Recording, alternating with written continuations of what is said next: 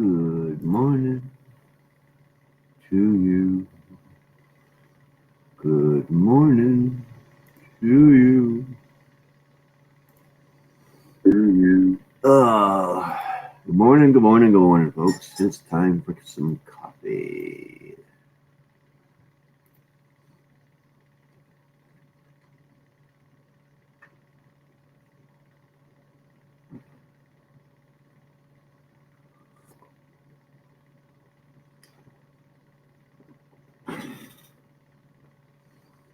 Do, do, do, do, do.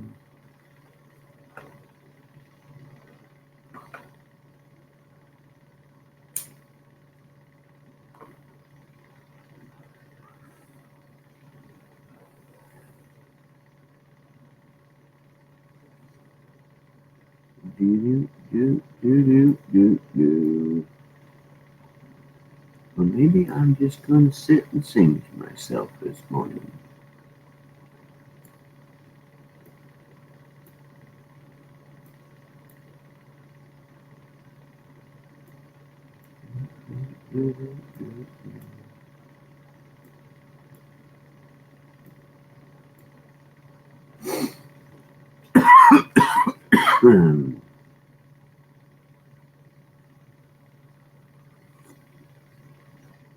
Oh, I might as well give it a thumbs up, right?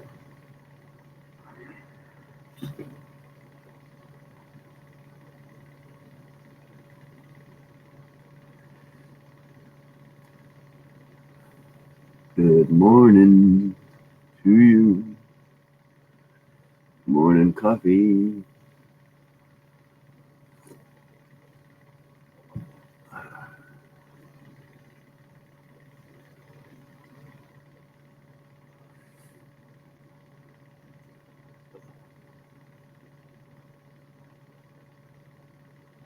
Do, do, do, do, do, do.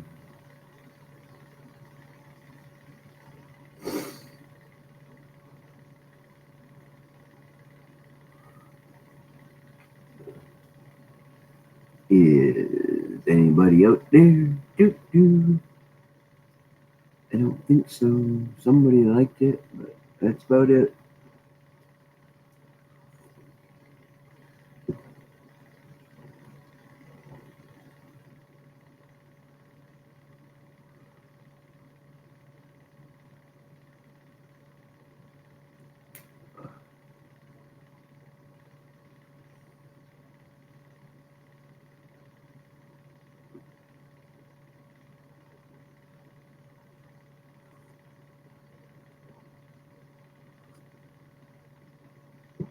Uh,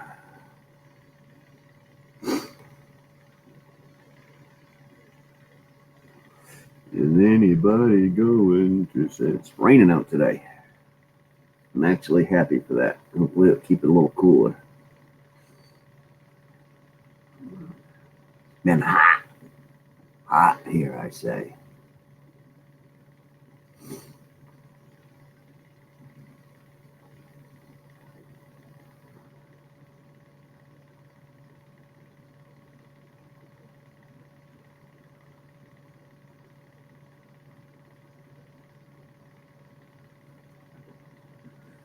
Do, do, do, do, do, do.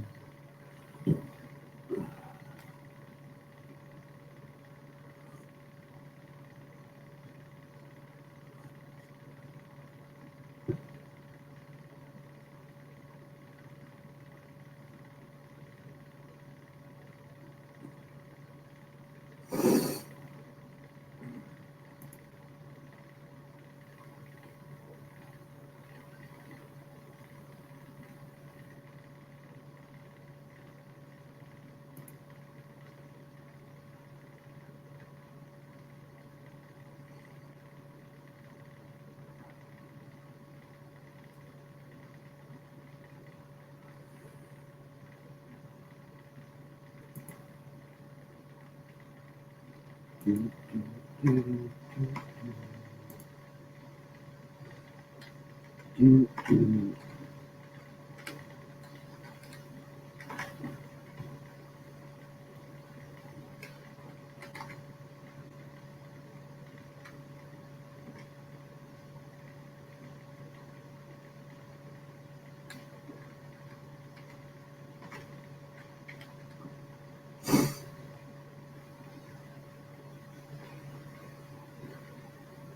I might as well put this up. Watch this. Oh, let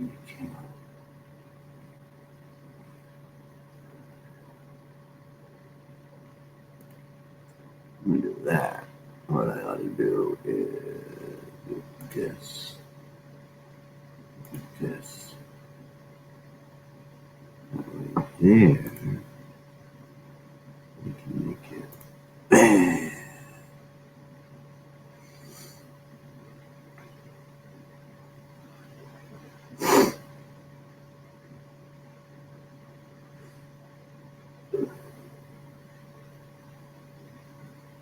Good morning to somebody's out there in La La Land watching.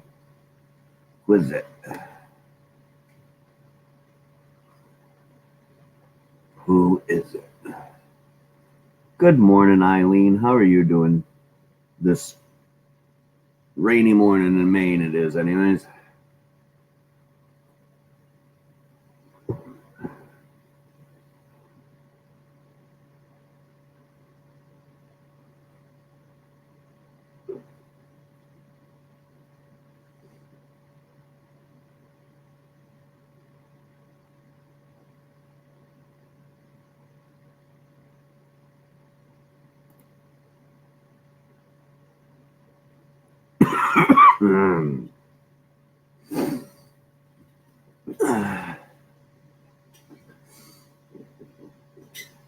Yeah, it's been it was supposed to rain and thunderstorm and everything yesterday, but it didn't. So I think it's trying to catch up today. I haven't heard any thunder yet, but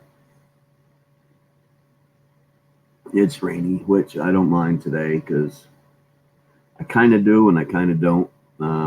One, I wanted it to. I wanted to mow the lawn today. Sorry, haven't finished even my first cup of coffee yet, so I'm still.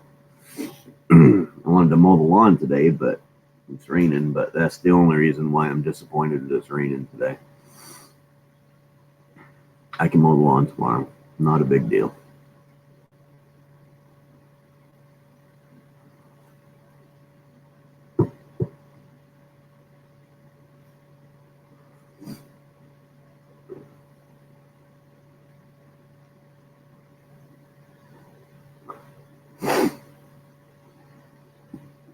Just thought I'd come on for a little bit while I was having some coffee.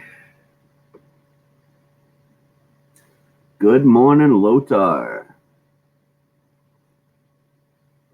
Are you alive?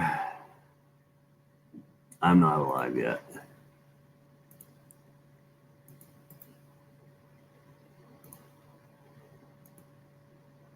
There's the link if anybody wants to come on up.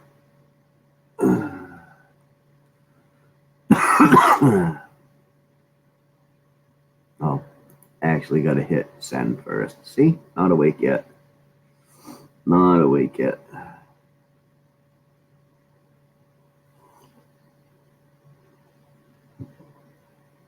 Uh-oh. Well, that ain't good.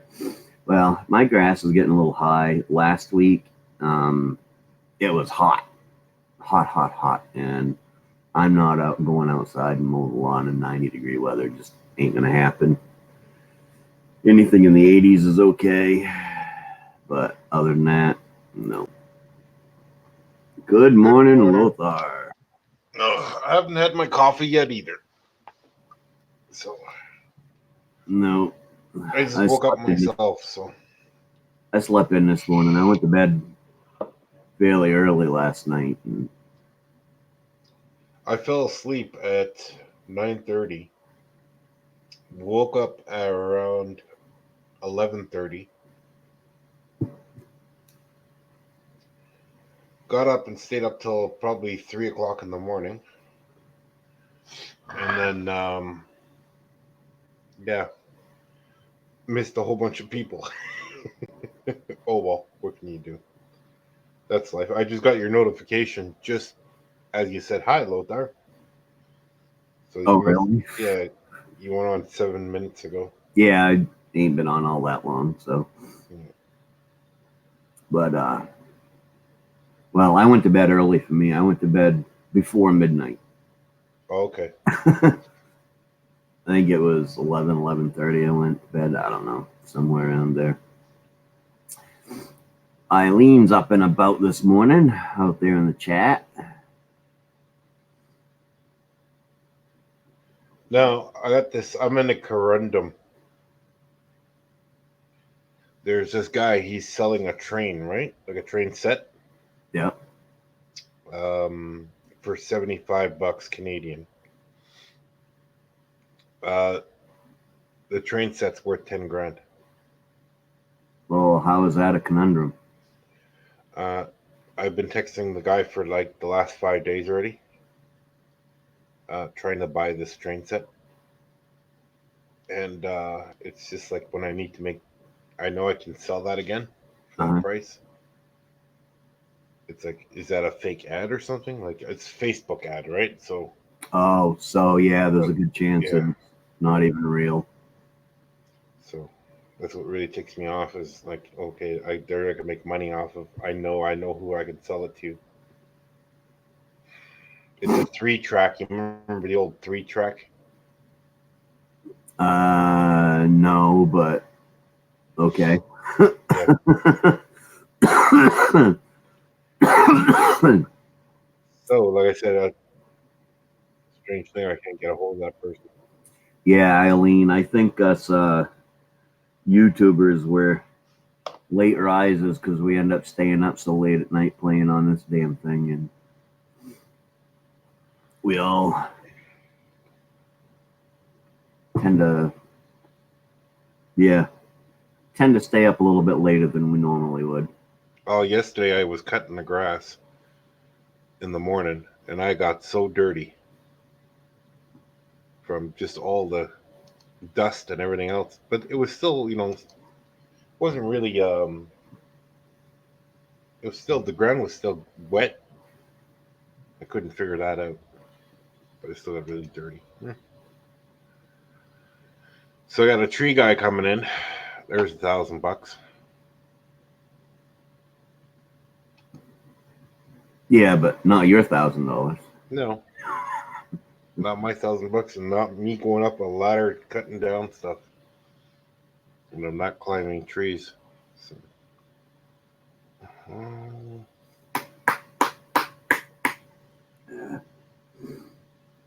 nice big long delay on their channel today.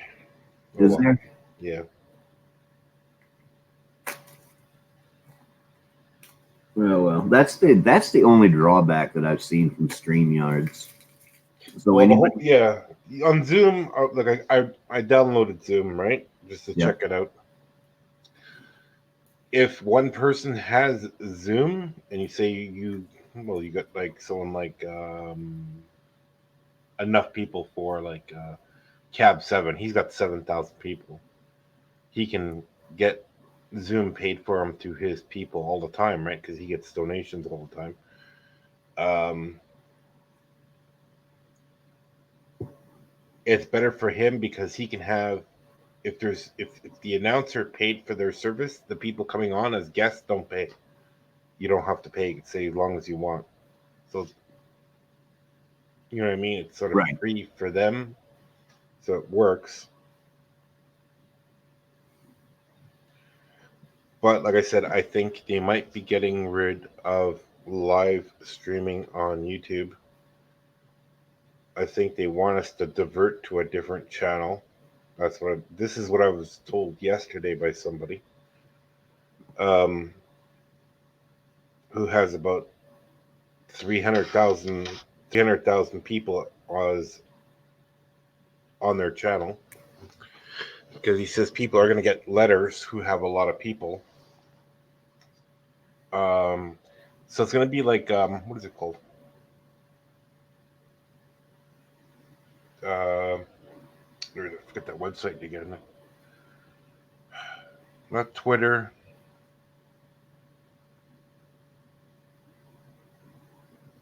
I think it's going to be a total different website what YouTube is opening. think they're gonna call it Shake or Shake It Up or something like that. Shake Live. People said this is what they were gonna do. That they want that on a total different page. Don't know if that's true or not, but that's what they're thinking of because, like I said, the advertisements. So I looked into it and I asked him. I emailed the person, and he says he'll look into it. He said give me a few days because he likes to like go through. He's a computer techie guy, and he knows people who work at YouTube, so he can always get first information because he's like a computer tech guy, right? Like he fixes computers online and stuff like that, like and shows computers, and that's all he does. But even him, he was going live, going live, and he makes some money off of YouTube. It's like a second income, not Mm, very much, but he makes, he even says he only makes maybe $1,000 a month. You That's know, that's half a job right there. yeah, and he makes what he has over 300,000 subscribers to his channel. Oh, uh, Eileen is saying it's just another rumor so far. YouTube is not getting rid of live streaming; they are cracking down on it, which I Yeah. believe because Mm. people make up these rumors all the time. It was like when they come up with, oh, we're gonna raise it to you need what was it, 4,000 subscribers and 10,000 watch hours in order to get monetized. Yeah, yeah. YouTube never said it, and everybody was No, absolutely I know. Yeah. positive that that was going to happen, but YouTube never said anything No, about it. And no. Because finally, YouTube is pretty locked up when it comes to things. But that was put out 3 to 4 years ago that they wanted to switch the live channel to a different channel because you have YouTube TV now. I think what it's called. YouTube TV, YouTube. right, you got the paid service, and I'm wondering if they're not. I wouldn't be surprised that they don't change it now, before this gets out there in a big way, it is just thoughts in my head. It is Mhm. not a rumor. I have not heard it anywhere, but it's just something that's going on in my head that eventually they might change it. So, in order to get monetized, you have to be on their paid service. And that I wouldn't doubt. You know what? That is actually because how much is their paid service? I have never even looked into that. It's like $15 a month, I think, or something like that. I've never really looked into it either. I mean, it's not a whole lot, but I wouldn't doubt that they push that eventually. That in order to get monetized, you have to be on their paid service. Okay. But again, Holy smokes, $49.99 a month for the TV. yeah, that's for the YouTube TV. But they have another service, hunting and stuff with JJ. Good morning, my You know what? friend. Good Yeah, morning. one thing, Maniac, if I had a little bit extra money and I'd probably get YouTube TV. Do you know what I mean? Yeah, it's not the YouTube TV is not a bad deal, but for $50 a month, I pay less than that, and I have Vudu, HBO Now, and Netflix. No, Yeah, not Vudu, Hulu. I have Hulu, Netflix, and HBO Now, and yeah, that all costs me less than $50 a month. yeah. So, We don't get Hulu because it doesn't work up here. really, No, huh. we had we have Netflix Canada. Okay, now Netflix Canada does not show the same movies as you guys in the States. That's why I don't like Netflix up here. Someone says, "Oh, you really like Netflix and everything else." And I'm going, "Yeah, the American one. You should see how crappy the Canadian one is. I know. It's I old don't get movies." it. It runs off the internet. How? I mean, I know it can tell where you are by all your IP address, but Mhm. it runs off the internet. How can you not get American programming through the internet? The internet is the World Wide Web. So I don't understand. Well, here's the stupid thing. I got it for a month for free, right? And it goes international. Like I like well, Come on up, JJ, if you'd like to. yeah. So I got international, and the funny part was, I looked at international. It was only Chinese and Indian movies. Yeah, I there's a looked at lot of international, Chinese. There's a lot of Chinese and Indian movies on the American Netflix. I mean, it's loaded with them. but then And I think there was one or two German movies, and then it's. I just think the whole thing is like a farce. Tell you the truth, because if you look at it, you could probably give everyone on the internet a TV base where it was called iFree TV. It was on for a while. Didn't have really good channels on it. But if I look at a channel from Germany what's live right now, it won't let me enter that website to watch it live. It blocks me. It's the same thing if I go watch CNN, it blocks me because we're not in the country, which doesn't make any sense. So there's a lot of things that don't make proper sense what they do. They block certain people, certain stations. And I forgot, yeah, YouTube TV does not work up in Canada for some reason. that's weird. Hmm.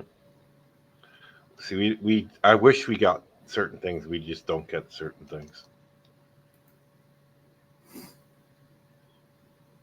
No, I think UTB. Yeah, it should work in Germany, I think, but it doesn't work in Austria. But I don't.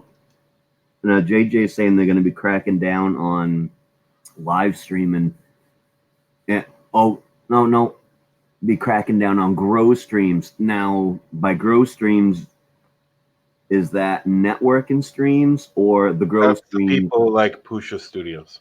Well, no, because he's a network. Now, I do know there's a difference between networking streams and grow streams. Grow streams are like Farm All Fanatic, Linda's House of Chill, Ralph's Trucking, and stuff like that, where they go on and basically they just start yelling out, yelling out your name when you come up and giving you a shout out and stuff like that. Now, things like Pusha, Gill Skills, R5 and stuff like that, they actually, they have content, they have conversations with the people, and they make sure that nobody yells out any sub for sub in the chat and things like that.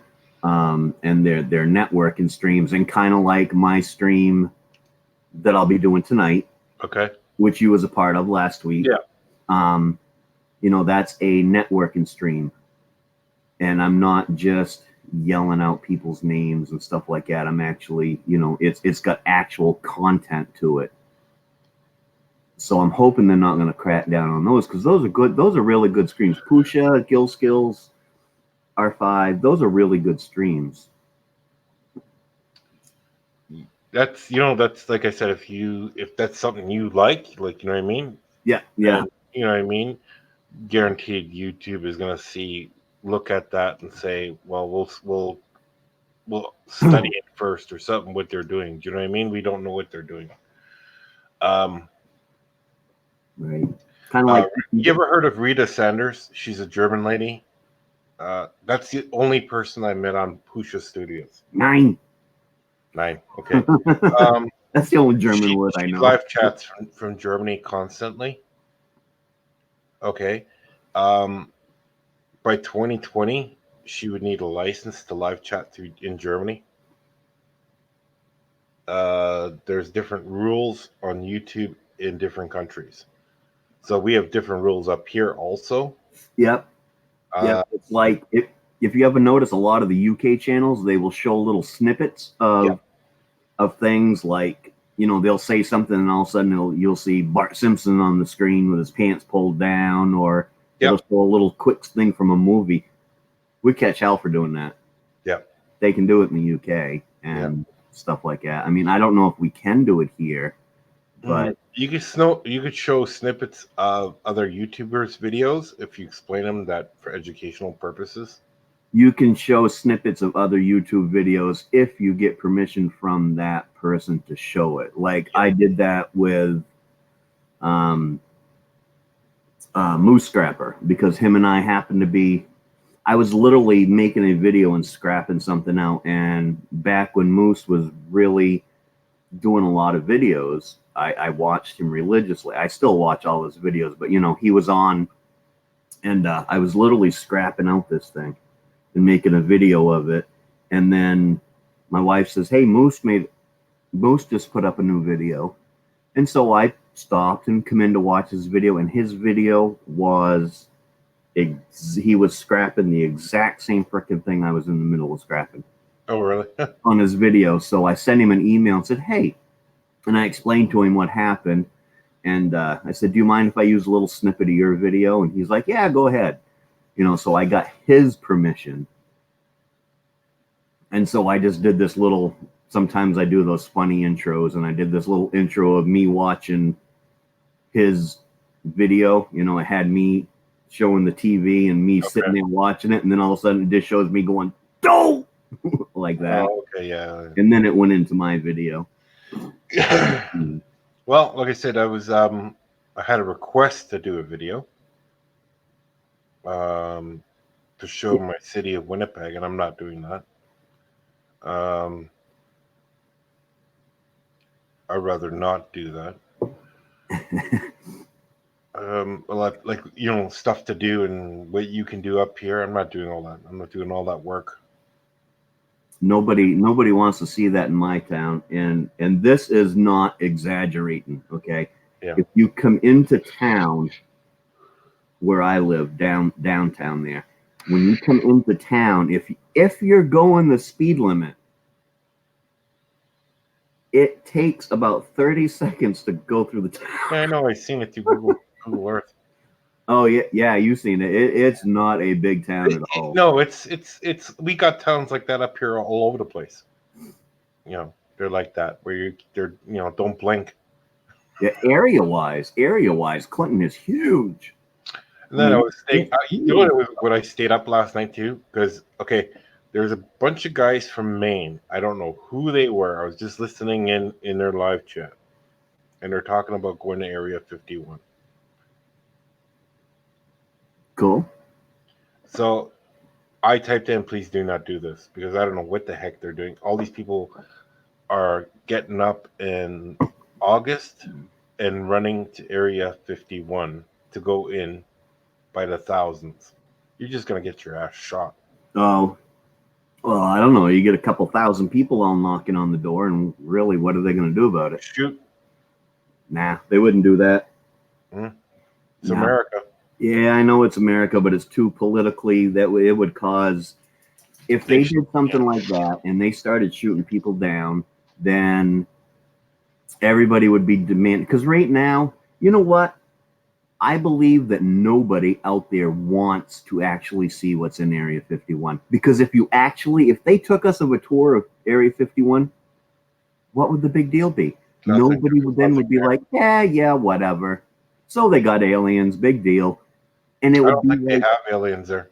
I don't either, but I'm just talking, so okay, yeah, now we know what that is. Now it's not a big deal. Area 51 has been in good morning, Jenna, a thing of controversy since. Hi, Jenna. Since forever. It's been a big controversy, and it keeps people talking, and it keeps people wondering. It would be very boring if we knew what was in there. Very boring. Like I said, I don't even want to know, and I don't really care, because first of all, it's not my country. Do you know what I mean? I shouldn't even be asking. That's I know it's built there and stuff like that. I know things like aircraft were built there. That's fine. Everyone knows that. It's not even a secret anymore. I had granulation tissue removed. Lovely side effects from general anesthesia. Oh, sorry about that, Jenna. I gotta run and get that coffee. Give me 1 second because I'm dying for a cup of coffee here. Yep. 2 minutes. Where'd my thing? Oh, the banner. I'm gonna put this back.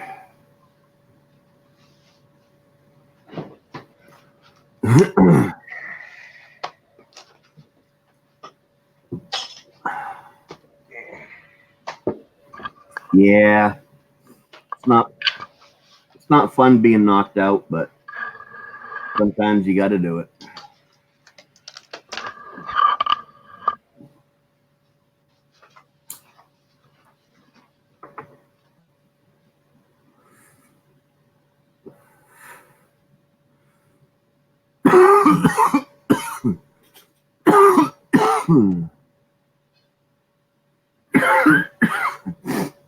I see. Do you have tubes in your ears or something, Jenna?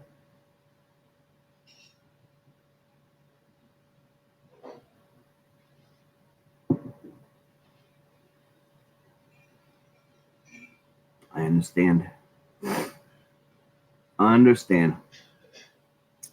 We got 8 lovely people watching.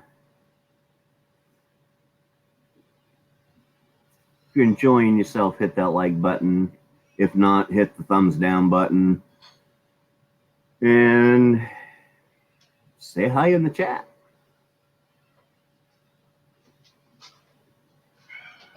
Yeah, a lot of people have that problem with their ears.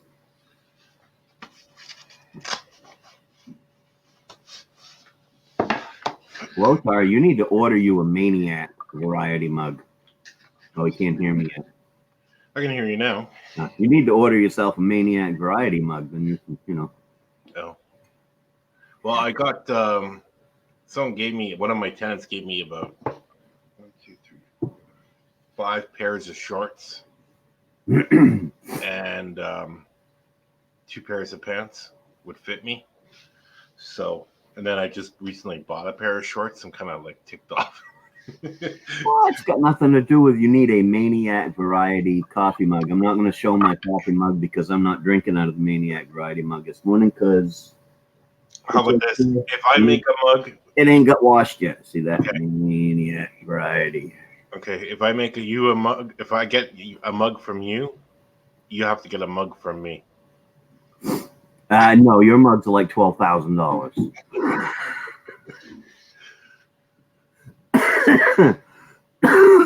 If you made a mug, I would. If you actually went on to Teespring and made a mug, I'd order one. Actually, it looked kind of cool, just a pure white coffee mug with that great big red logo on it. Or a red coffee mug, because red coffee mugs are cheaper than white ones. Well, at Teespring, you can just order them, the people. Yeah, on Teespring, you just make up the picture and the logo and the picture that you want on your mug, and then the person gets to choose the color that they want. Oh, okay. So I'm not too worried about that right now. I'm doing good, Jenna. It's not expensive. I have time still here. Just had to get some weather. Teespring. Teespring.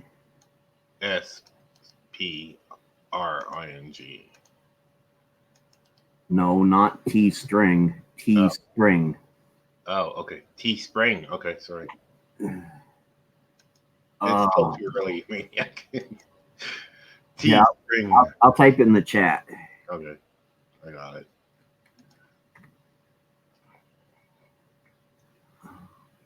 And you can make up merchandise. If you go onto my channel, there is actually coffee mugs, stickers, T-shirts, and hoodies. Oh, okay, cool. That can be ordered. I've actually ordered myself my Maine-iac T-shirt. I've actually ordered it, which I thought people might like it because it don't have this great big logo. Just right in the corner on your chest here, it's got says Maine-iac Variety with my logo on it instead of having it like big across the back or something. Oh, okay. So I ordered myself one. When it gets here, I will reveal it live on YouTube.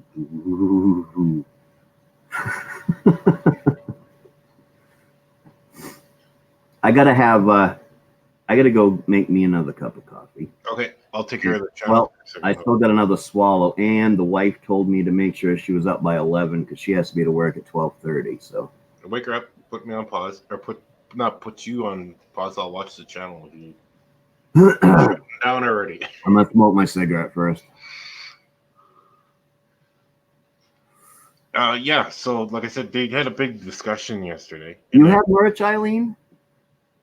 Eileen has merch. Let's go check out. Well, I'm gonna go check out Eileen's merch.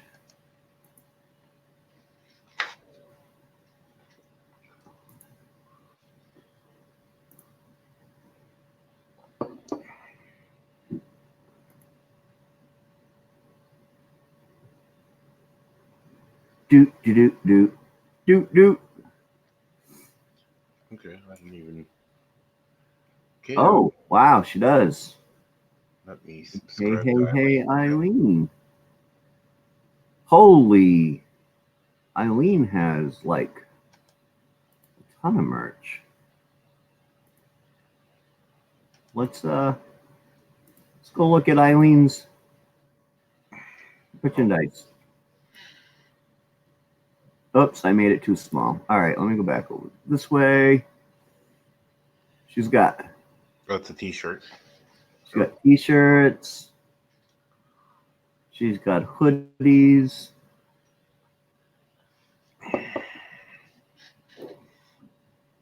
She's got other T-shirts. On Teespring, you could set how much your merchandise is and everything, right? Yeah, I lowered because like I can't see me making $5 for every time somebody orders a coffee mug. I just think that's a little ridiculous. So I set mine down to I only make $2, I think it is, when somebody orders a coffee mug. Okay. But you can set your own prices. I mean, you could set yours to Gil Skills, good morning. Good morning, Gil. Good morning, good morning, good morning.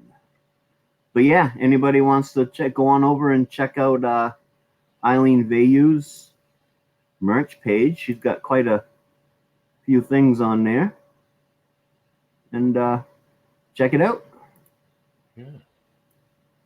Now, does she sell any of it? I don't know. I haven't sold a damn thing yet. Good morning, Gil. Good morning, good morning, good morning. Well, I had 4 orders for T-shirts. So someone's willing to buy. Funny because it's $199. They're willing to pay for it. Good morning, Ralph. Let me. It goes to my dental plan. Sorry for my fixing there. Hey, Rolf. There's the link for anybody that would like to come up. Good, happy to see you here, Gil.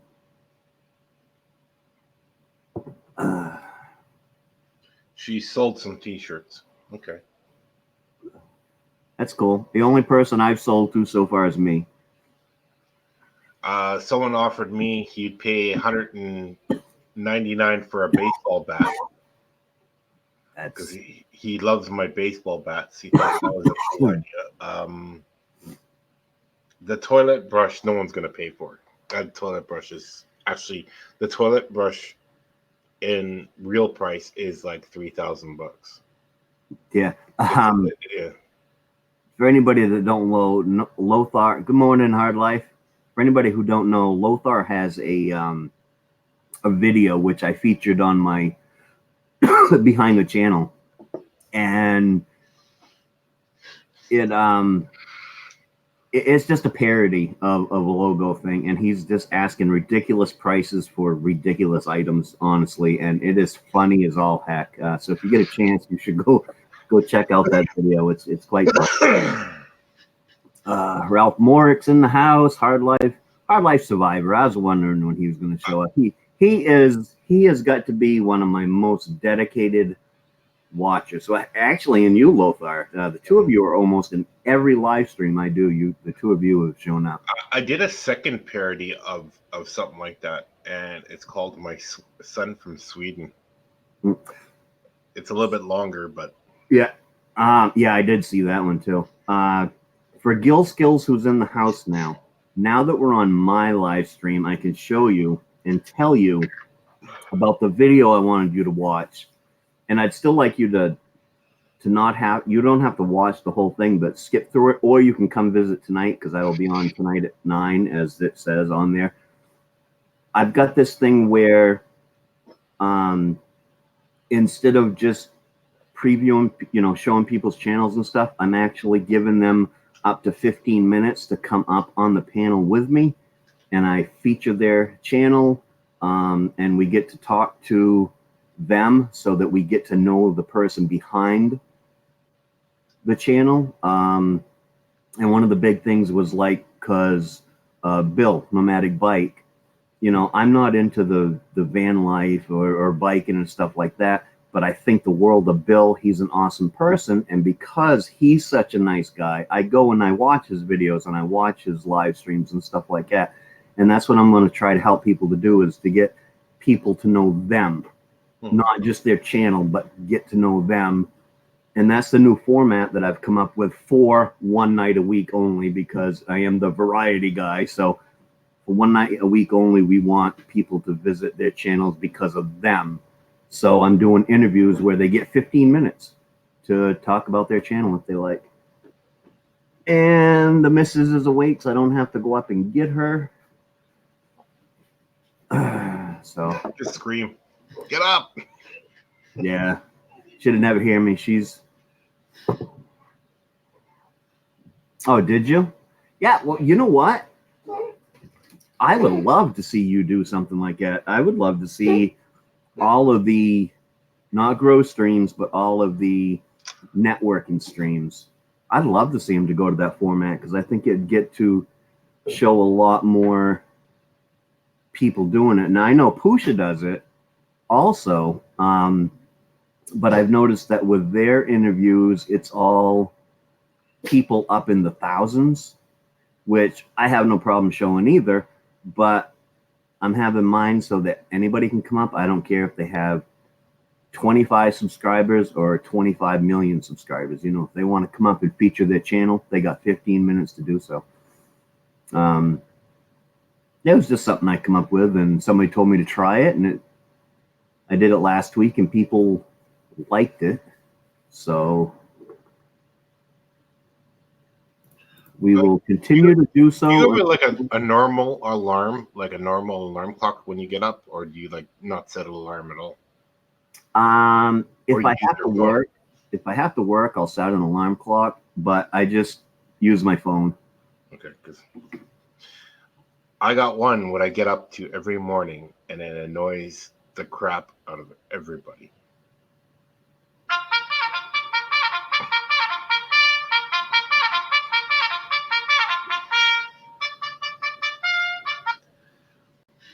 Wouldn't that annoy you? Yeah.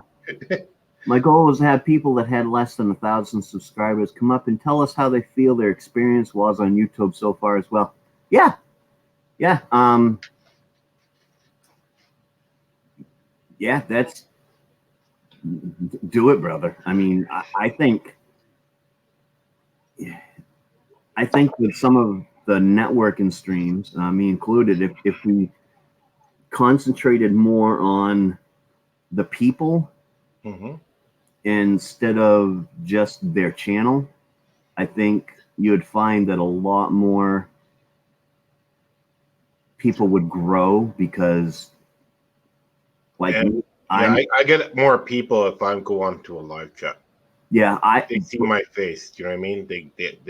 They want to subscribe. So yeah, it's get to know the person, not just their channel. I mean, yeah, feature their channel and show around their channel like I didn't want like that, but also sit and talk with them and get to know them, get to know that person, because that's going to get them more subscribers than just having halfway decent content on their channel. And I'm sure that Gil can attest to that, because I'm sure, now I'm not positive, but Gil, your channel probably grew much faster when you became sort of a networking stream. and doing your lives on networking and stuff like that, because people got to know you. You know, we got to see your personality and all of that stuff, instead of just you tearing apart some stuff. Yes, dear. I'll be right out in a second. I got to get me a coffee. Actually, I'm going to do that right now. Where's my coffee banner? There it is. Okay. I'll just say hello to everyone here. Yep, Lothar is going to take over for me. Let me do this again real quick. There's the link if anybody would like to come up. Oh, great. Okay.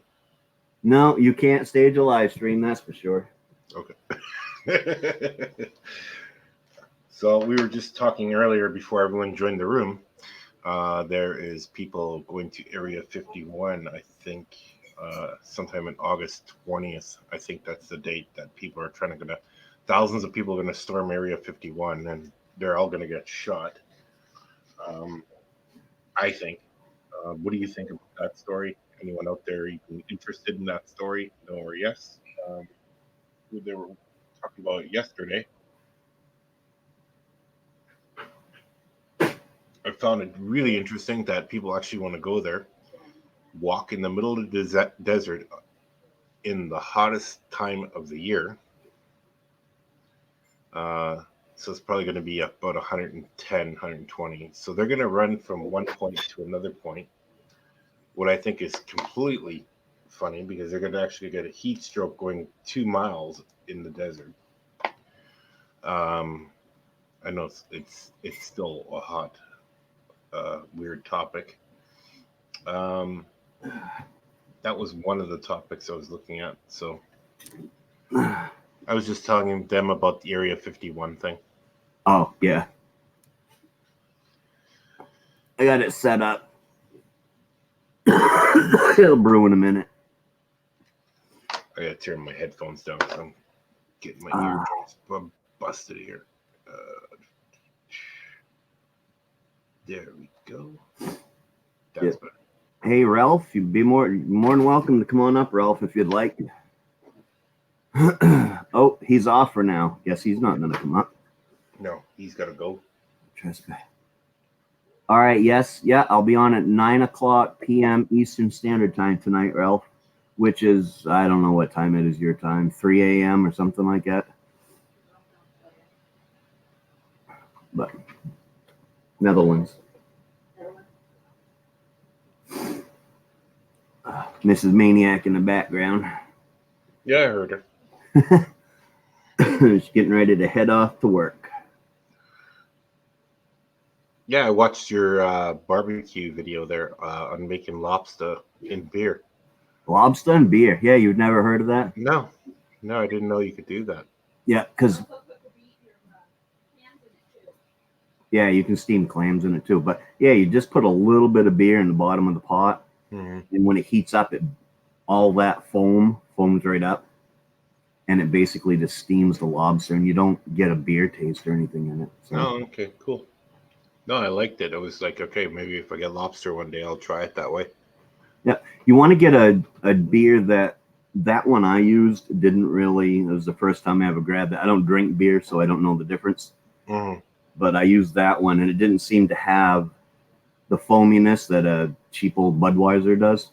Okay. So I'll probably just stick to buying me a small can of Budweiser when I do it.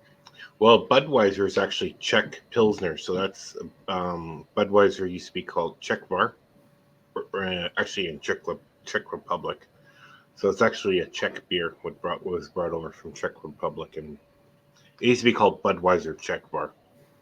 So, no clue. Don't know anything about beer. Don't care for the taste of it. I know too much of beer, and way too much for beer. Way too much.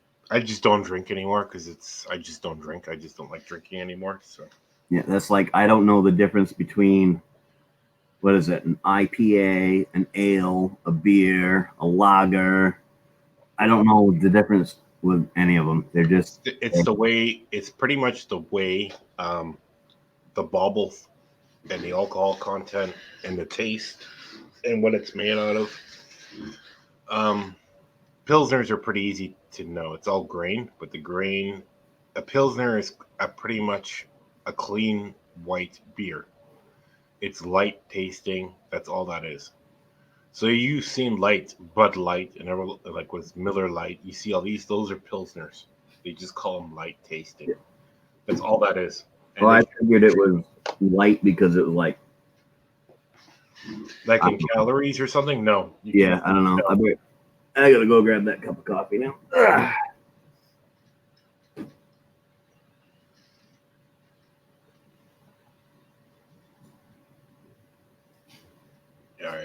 I'm almost done mine also. I'll probably have to grab mine too. My wife bought us a new coffee pot, and it's really cool because we had a Keurig. Yeah. And it went to hell. Like like all of them. Yeah. So instead of buying, instead of having two coffee pots, she went and bought us we could have got the Keurig brand, but we didn't. She got a cheaper brand, but it's a side by side. Okay. One machine has both the Keurig style K-cup machine and a regular coffee pot. Yeah. So if you got, if you're sitting around having coffee by yourself in the morning, you can use the K-cup side of it. Okay. But if you get a whole bunch of people over, you can use the big pot side of it. No, you just have me over. I'm using the pot side. Yeah. Yeah. I'll finish. I'll have probably 3 cups of coffee in the morning. Is it normal? Yeah, and sometimes I'll actually make espresso coffee too. It's the one thing that I try to listen to my doctor about, and that's only having 2 cups of coffee a day. Sometimes I cheat and I'll have 2 cups of coffee, and then I'll go buy me like a Monster Mean Bean if I stop at the store if I feel I need a little extra charge. But is he saying you're not supposed to drink coffee because you're a heart attack, or is it? Yeah, caffeine's not good for the heart. So he says 2 cups a day is maximum. I'm supposed to quit smoking, which anybody that's been out there knows the story. I had a kind of a rough weekend, and Monday was supposed to be my quit day, but now I'm either going to make it, what's today, Wednesday? Either Friday, because I'm going up to be with my granddaughter for her birthday. She'll be 4. That would be a good time to quit. Or next Monday, then I'm going to quit. This Monday, I wasn't in the mood, and if you're not in the mood to quit, you're not going to quit. So there weren't even no point in me trying. But we'll try it for next Monday. Why do you think I vape? Yeah, I don't. I mean, I smoked since the age of 18. I stopped when I was like 41. I had enough of smoking. You know what I mean? It was way too expensive. It was almost going up to $17 a pack. And I wasn't about to spend $17 a pack smoking. And I said to myself, you know what? I do want something. I'll try vaping. And was it a good crutch? Yeah. Do I feel better? Yes. Can I walk up the stairs? Yes. Bless you. Yeah, I knew there was none. Whoa. Third one. Come out of nowhere. Smoking is a big government conspiracy. They say we don't want you to smoke. We would like everybody to quit smoking. It is not good for you. It's killing you. It's driving up. It's driving up. Hard Life Survivor also, he says he vapes himself. They say it's driving up healthcare. That's not a Canadian thing, because you guys all get it anyways. But it's driving up healthcare costs and stuff like that. If the government really wanted us to quit smoking, they'd just make it illegal. Yeah. But they won't, because what is it? Something like 65 to 70% of the price of a pack of cigarettes is all in taxes. It's crazy the amount of taxes they put on cigarettes, and they're not going to make it illegal because they're making too much money off it. Well, it's the same thing. If if there was people who came up here from the States and bootleg cigarettes, they'd make so much money up here they'd be millionaires overnight. that's how much people smoke. So if you sold a pack, I would say like a carton of smokes up here for $40 or even $25 or even like, to beat the other people out. Because if you look at a carton, it's like over $150 here. Yeah, that's about, well, they're right around $75-$80 a carton here. Yeah. So I mean, but there is parts of the states where it's not like that. There's parts of states where Texas they're really cheap, or what is it, Nevada? Yeah, they're hang on, buddy. One dog trying to ride the other. It's any state that actually produces tobacco usually has a lower price on their cigarettes and other tobacco products. Like Virginia and stuff, their prices, they're still high, but it's like $2 a pack, cheaper than anywhere else. Yeah, but it's the whole thing though, right? Because if you look at it, if you go to Europe, there was always a black market for cigarettes. The reservations sell them cheap hard life because the reservation basically rolls them like a lot of people have gone to rolling their own. You mean the reserve? And what they're doing is, I know I used to roll my own smokes, and what I did was I didn't buy cigarette tobacco, I bought the cheap pipe tobacco. And so, because the difference between pipe tobacco and regular tobacco is like a great big bag, enough to roll you a carton of cigarettes, is like $13 for pipe tobacco, and it's $30 for cigarette tobacco. And the only difference is it's just chopped up a little bit more. And so the reservations actually take and they go and buy up a whole shit ton of the pipe tobacco. They roll them and then they sell them for a little bit of a profit. So it's less money. And I know that because when I dated a Canadian once, and I used to go up there and she bought all of her cigarettes on the reservation. You mean the reserve? Whatever it is. The reservations. I don't know why the United States still calls them reservations. They're reserves. International law say they're reserves. Tomato. Whatever. I've only ever been onto one reservation, and that's the Penobscot Nation Reservation up in Bangor. I've been on like 4 or 5 of them. Some of them are really, really bad. Well, I was up there when I was doing a carpentry business. I had been subbed out to set up a mobile home and stuff up there. So. Oh, okay. Yeah, we were helping out with a church to bring up clothing and stuff like that to one of them. Even going in, we got dirty looks. Yeah, and we got thrown stones at and stuff like that. They don't want anyone white up in the reserve. That's their territory. Like, I said to the one person, I'm not doing this anymore because it's too dangerous. Yeah, I'm not gonna go on their land and then whatever. It just doesn't. It's not even worth it. Yeah, I'm not even gonna. The government made so much problems up there with them. Like, they have a problem where they can't keep houses going up there for some reason. I'm going, that's funny. Everyone else has a house here and they could take care of it. Up there, they can't. Right. I'm not even going to go into that whole thing. Because no, I know.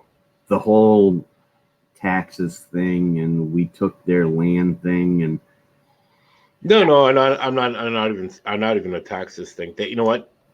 They get everything, but they wreck it. Yeah. Like, here's the whole thing.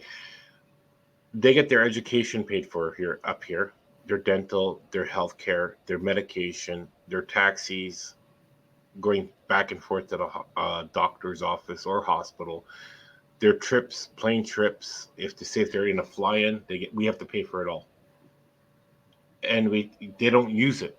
They don't use their education one. Do you know what I mean? They're like, hey, here you go. We'll pay for your university degree anywhere on the planet. They won't take it. Yeah. But to me, it's like Yes, we took your land, Mm-hmm. but back then, that was the way things were done. Mm-hmm.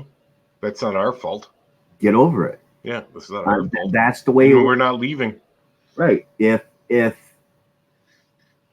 If it had gone the opposite way, and the Native Americans had kicked our ass, would they have stuck us all on reservations and allow us to live there and not have us? Well, No, they'd have no. scalped us, and that'd have been the end of it, and it would have been all Native American land, and that was it.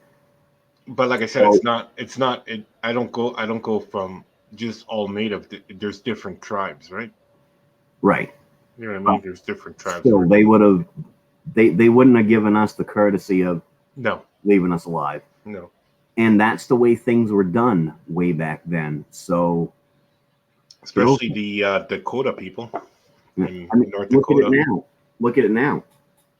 Canada still has to abide by, you know, Canadian rules, and they don't get free they get free health care, but that's the thing that Canada does. They still have to pay their dues to to the Queen, correct? Um, to a point. Yeah, Okay, Commonwealth. The Commonwealth country works like this.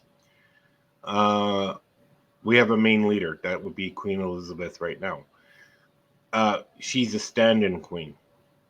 I don't know. You know what that means? A yeah, stand-in queen is I pretty much a rental. Okay, they rent royal people who are Germans for their own country because they have royal titles. The Queen of England's a German. Her husband's German. They're all German. They're not Danish or whatever. They're all Germans. Uh, so we abide for the Queen's signature. And if someone needs to pass a law in England, they have to take it to the Commonwealth courts and to pretty much the government and say, hey, we want to make this law. Okay, fine and dandy. We'll vote for it. Now it goes to the Queen to sign. Once the Queen signs it with her signature, it's considered law, and it's called common law. So the Queen has made it common law, subject to go to her country or to other Commonwealth countries. So Canada will do the same thing, but we have a Governor General. She's the stand-in Queen for the Queen, so she can sign things for the Queen because the Queen's getting older. She doesn't have to sign all these other countries for their laws. That's how that works. But we use the same principle. So if we go to court here, it's not the courthouse. It's called the Queen's Bench. Okay, so everything is a little bit different. We in our flag is a Union Jack in the province of Manitoba. We have like a state flag. You have a state flag in Maine. We have a province flag. There's a Union Jack in there in the top side, right? So we use that as one of the standards of being with the Commonwealth. But it's certain rules. Like every country is different. Like if you go to a bar in Australia and 12 o'clock every day in the afternoon for lunchtime, you stand on guard to listen to the the Queen's, not speech, but the anthem of the Queen. So all the machines, like the poker machines, shut off at 12, and then they all stand up, even in the bar, and take off their hat. That's they, how patriotic they are. We don't do stuff like that. So we need to do that here. Whenever the Maine-iac variety show is on, all machines need to shut down, and everybody has to stand at attention and log on to his channel. there you go. Yeah, but you know what I mean. And the thing about them not paying taxes, Eileen, that I do know a little bit about. If they work out in the community, they still have to pay. Yeah, they do. Just like we do. Well, The no they do. tax thing is the reservations have an agreement with the states and the federal government where when things are brought into their reservation, they don't have to pay taxes on it. When it's sold in the reservations, they don't have to pay taxes unless the reservation puts a tax on things to help pay for its own government. Then they're still having to pay a tax to the reservation. Yeah. And only on the reservation. But the whole thing is, though, the only people who get really good services like that are people with the status cards. Okay, and there's a lot of Native people who don't have status cards. Right. Because you have to actually live in a reservation to get one now. Yeah. Okay. you can apply for it, but it takes up to 6 Well, to 7 years, right? you, So a lot you of people who are native don't even get native cards, so they got no. They said they're right, just and Canadians up there. Here in Maine, if they, I don't know the percentage, but if they were, if they're Native American, Mm-hmm. then the benefits off the reservation are they can use their card and they can go get they can get their hunting and fishing licenses for free. If they're on the reservation, they don't even need a fishing license. No. But to come out into the state, they have that reservation card. They either get it, well, maybe they don't even have to get a license. I think they just show their reservation card when they're out in the state fishing, which is, hey, big, cool, have at it. Yeah. And things like that. You know what? There's so few. It doesn't even. Yeah, You know what? That doesn't tax even. thing is only on the reservation. And you know what? They're so poor that tax thing don't even make any sense. If you go to half these reservations, no one's got money. They got barely any money. You know who's got the money? The chiefs with the casinos, and they're paying off the other banks and the surrounding areas. Well, the thing is, our casino, we got 2 casinos in Maine. I've never been to the one down in southern Maine, but the one up in Bangor, I don't even think it's owned by it's not on the reservation, and it's right in downtown Bangor, and I don't even know if it's owned by the Native Americans. Well, the whole thing is we got one province that did that, and that's Regina, Saskatchewan, the province next over, and it's the old train station, and they made the train station a reserve. Yeah, no, this one is owned by the casino. If you step over the casino floor, it's considered reserve property, and it's no longer government property. Yeah, see, this one up here is called Hollywood Slots, and it's owned by some company, and I don't think it's even. It's probably, Trump. Look at you Trump. Look at he closed that casino. Where was that?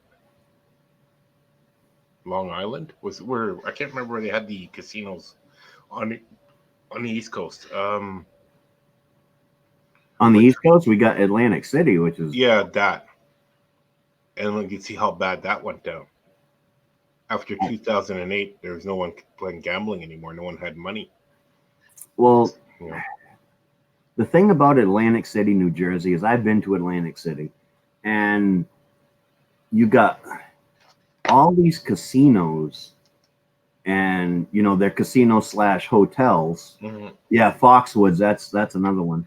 Hard Life lives in Jersey. He'll know what I'm talking about. You go into Atlantic City, and basically they got all these nice hotel casinos built up. Yeah. Right in the middle of a slum. I mean, literally, you step outside the casino on the other side of the street. There's these fallen down houses and everything else, and it's like it's a weird place. No, but there's a lot of places like that in America. I mean, there's a lot of places like that up here too. Right. I think if we're going to have casinos, that they shouldn't be. They should be put where they're going to be most beneficial. Now, like those casinos in Atlantic City, they should be paying out the ass in some sort of fee to help. Oh, here comes Hard Life. He will explain the casinos to us. Morning. Hard Life.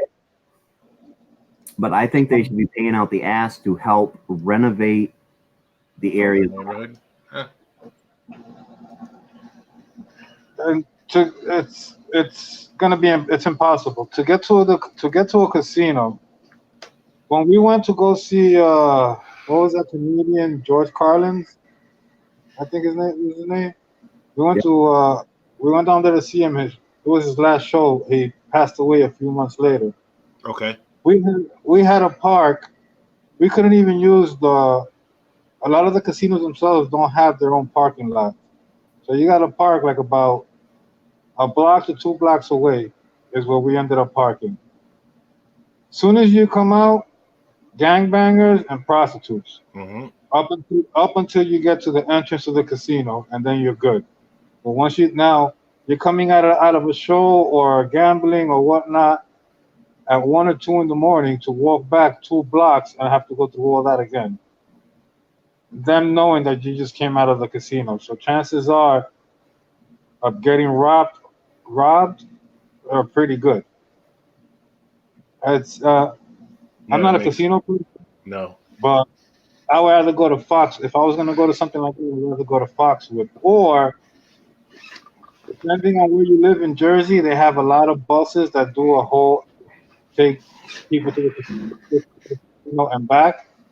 And when they drop you off right in front of the casino, and they pick you up right in front of the casino. Good morning. That's also Hey, Hard Life Survivor, I gotta do the same thing, okay? So I fit in the club. Hard Life it says when he hits 1,000 subscribers, he's going to show us his face. No, well, he Five- doesn't have to. 500. 500? When I hit 500, I'll show my face and review myself. There you go. And right now, the reviews aren't looking too good. It'll get there, my friend. It'll get there. You know what? That even if you don't do it, buddy, it's not gonna hurt me. It's not gonna hurt anyone else. You know what I mean? Hey, I mean, sooner or later, I'll do it regardless. I'm not after subscribers because, Yeah. like you guys were mentioning before, about going to the live streams, and that's where you pick up a lot of subscribers in the live streams. Yep. But a lot out of, let's say, 10 of those subscribers, 7 of them are just looking for subs. Yeah. Correct. Oh, for sure. So Yeah. if someone subs to my channel, I go check out their channel. If they see some videos that I like, I watch the videos and I'll comment. But I won't subscribe right away. Once I see that number go back down, that person was just looking for a sub. Yeah. So, and if I don't like your content, I'm not gonna subscribe to your channel. No. I do. I because sometimes I'll just click subscribe because I really ain't got a chance to check it out. I've gotten in better in the habit now of clicking on one of their videos and putting it into watch later and then go watch it. And if I like their content, I'll subscribe. Yeah, but I won't do makeup things. I don't do makeup. Sorry. But I had a thing of click and subscribe, but then I'd go watch their content and I wouldn't like what they were or who they were or something like that, and then I'd just go ahead and unsubscribe to them. Also, to be fair, just because I don't like their content, don't mean that I might not like 1 or 2 of their videos. Correct. Which if I do, I will comment. Mhm. Doesn't mean I'm gonna subscribe. Yeah. Yeah. Right. I might just go by to say, oh, you know what, this is pretty cool. This is something I didn't know. Let me watch real quick. But again, it doesn't mean that I'm gonna subscribe. No, I do the same thing. I look at a person's channel first, and I take a and look and see what they have. Right. see what they have. But I would also, before you make a decision on whether you subscribe or not, watch some of one of their live streams so you can get to know them. Yeah, and I left a lot of live streams. Because I mean, I got stuff out there that people might not like, but they might like my live streams. So if they're gonna like my live streams, they're gonna want to go ahead and subscribe so they can know when I'm on and yada yada yada. Yeah, but you know what? I would say Missy. Come on I'm up. not even gonna throw a number out there, but also there's a lot of people who stream who just stream to welcome people to their channel. Hey, how you doing? Oh, I'm all right. Mhm. Oh, thank you for coming in. Oh, thank you for coming in. Oh, nice to see you again. Mhm. You're not giving me anything to watch. You're just having people come in. And I understand some people do it so other people can meet people, but again, those are subs looking for subs. I like to do it to have a conversation for the day. Yeah. You know what I mean? Yeah. We're talking now. Yeah. We're having a discussion. Maine-iac will like certain channels, but I don't go to, and I don't like. I've gone to these channels, everyone raves about certain people, and I just don't do it. You know what I mean? I just don't like their channel. You know what I mean? You know what I mean? It doesn't mean I'm bad for it. I just don't like their content. I'm sorry, and I get people get really offended when I say that, but. And then you got the ones that get too big for their bridges. Let's say, for example, I don't mention names because I don't like to blow anybody's spot up or anything like that. But I subscribe to a certain channel, and this guy is pretty popular, has a lot of followers, and I like the content that he has on his regular channel when he does do his content, because now he's going to step behind. So I'm watching one of his videos, and I saw something that I could use for what I do. So I added a comment and asked a question. he responded, and I even went to one of the live streams, and I said hi, like I always do. You know me, I always come in, say hi to everybody first and whatnot, and first check out what's going on. So I ask him, I tell him the same thing. I tell him, listen, I went to one of your videos and I saw something that I liked, and I asked you a question about it. So he actually replied, "Oh, I'll check it out. I'll check it out." So when he replied, all he replied was with a heart that he loved my comment. Yeah. Okay, I didn't make a comment. I asked you a question. He didn't even read it. No, they don't. So it was one of those people too big for his britches. Now he's well, too that's like Joe Rogan, right? You've seen the Joe Rogan experience. It's the same thing. He doesn't have a chat on. He has over all these, and all he's doing is interviewing that person. You know what I mean? He's interviewing a person who's there.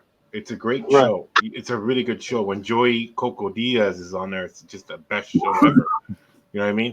Those are big shows on YouTube. Okay, they're really really big, and they didn't get there out of chance. They marketed that channel like crazy. If we're talking about people under 10,000, there's millions of those people on YouTube. Yeah. Okay. But not all of them are like that. I don't subscribe through my Maine-iac. There's a lot of channels out there that I don't subscribe through my Maine-iac variety channel, which I should, some of them, but I just don't subscribe through this. I have my other channel that's just my name, that I go and I watch some of these other people. Like I like watching a lot of the storage auction type people. Yeah. And there's somebody on one of those. His name they changed it to What the Hales. Now he's got, I think he just hit 100,000 subscribers, so he's fairly up there in size. But I made a comment on one of his videos, and we ended up having.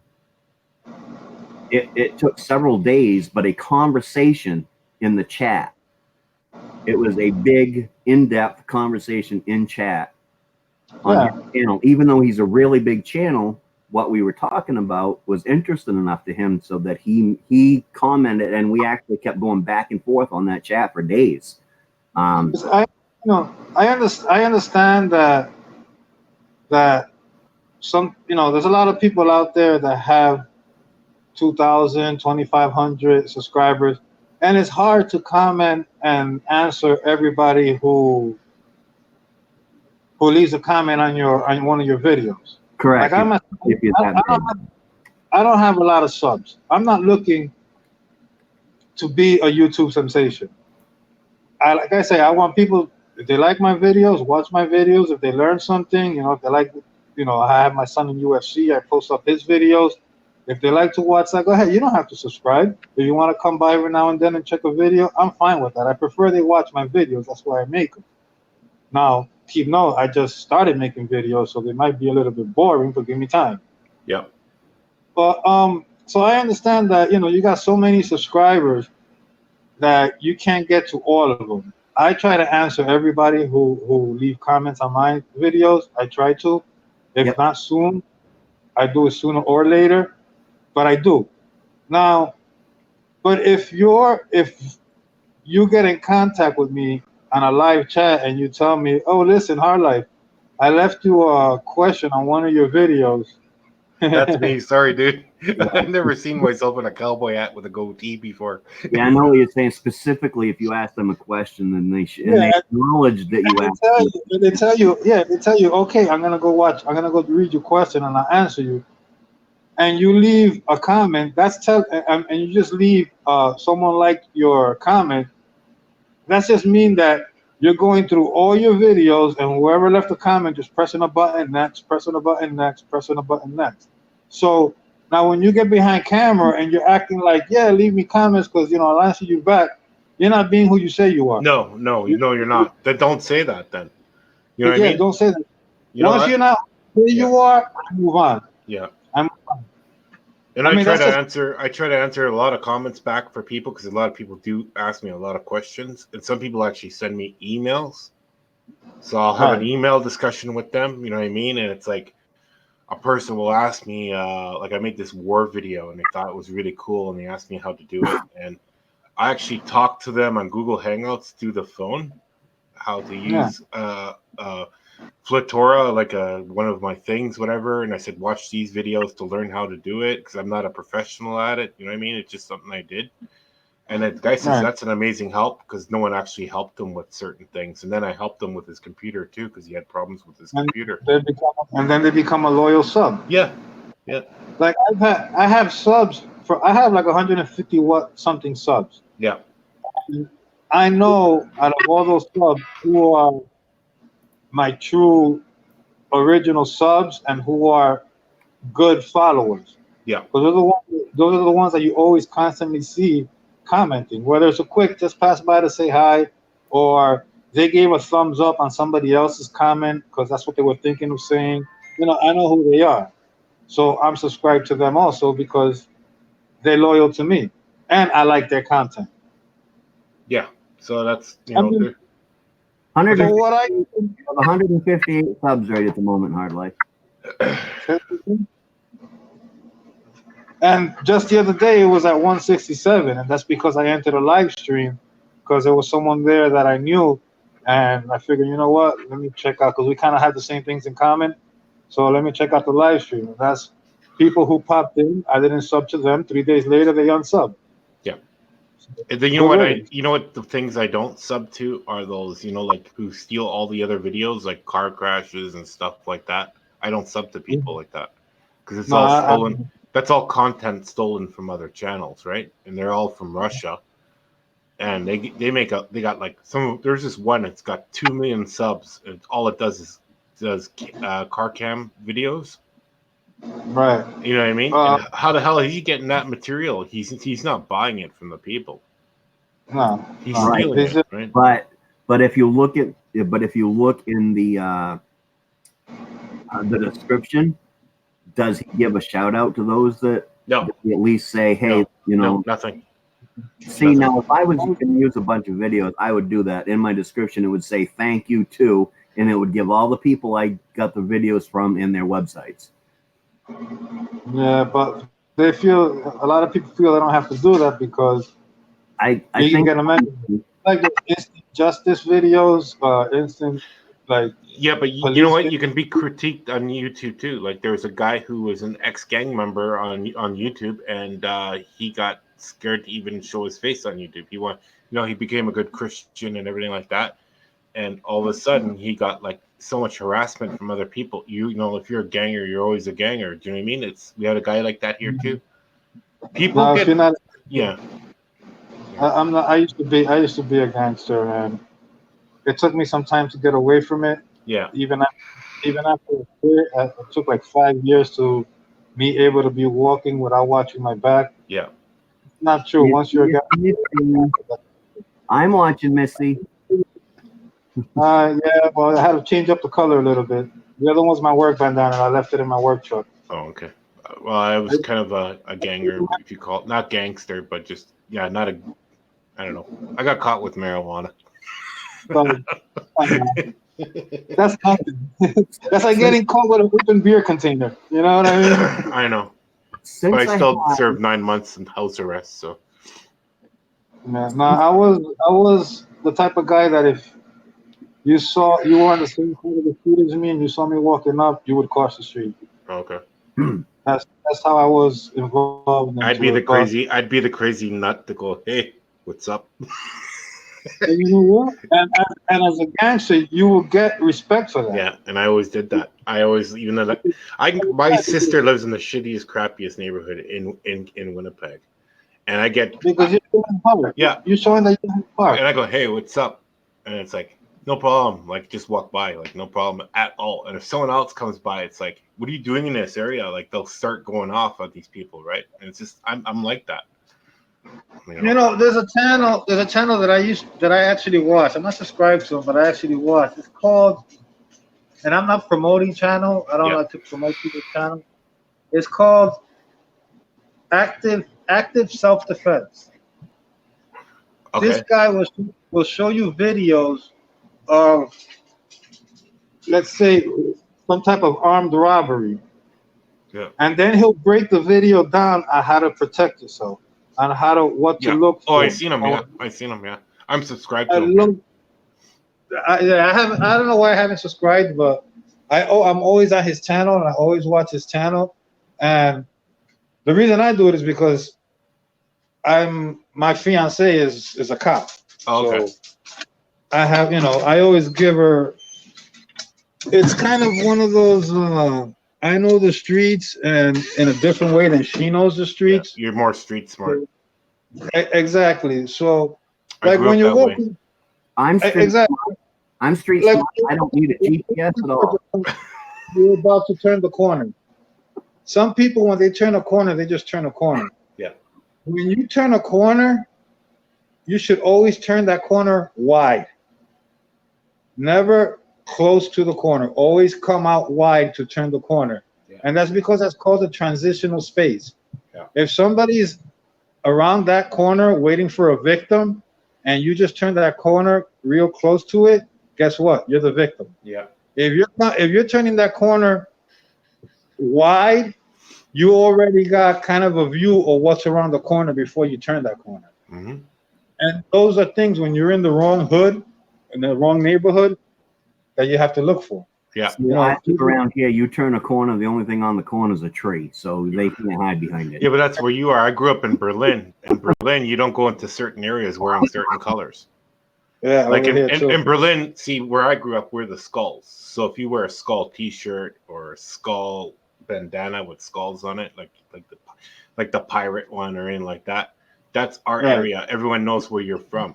If you wear a 21, you're from a different area. You're gonna have it out with these people. You don't wear your gang it's just not gang clothes. It's just your neighborhood clothes. You don't wear in a different neighborhood. You stay true to your neighborhood. And I'll tell you one thing. Yeah, if I'll tell you what happens, you go into like a Turkish neighborhood where it's all Turkish. It doesn't matter what you wear. You better know what the hell. You better say what you're gonna say, and you better know people, because if you don't know certain people, you're not coming out of that area without a black eye or your money gone. Or I walk into every neighborhood. I treat them with respect, but I get respect back. Right. Because you'll have 2 or 3 of them come up to you like nose to nose, and I'll push them away. Yeah. Like I'll bitch slap you like that. You know what I mean? And then they'll say, "Why'd you slap me?" I said, "Why you got your face in mine?" You know what I mean? Like you just go at it.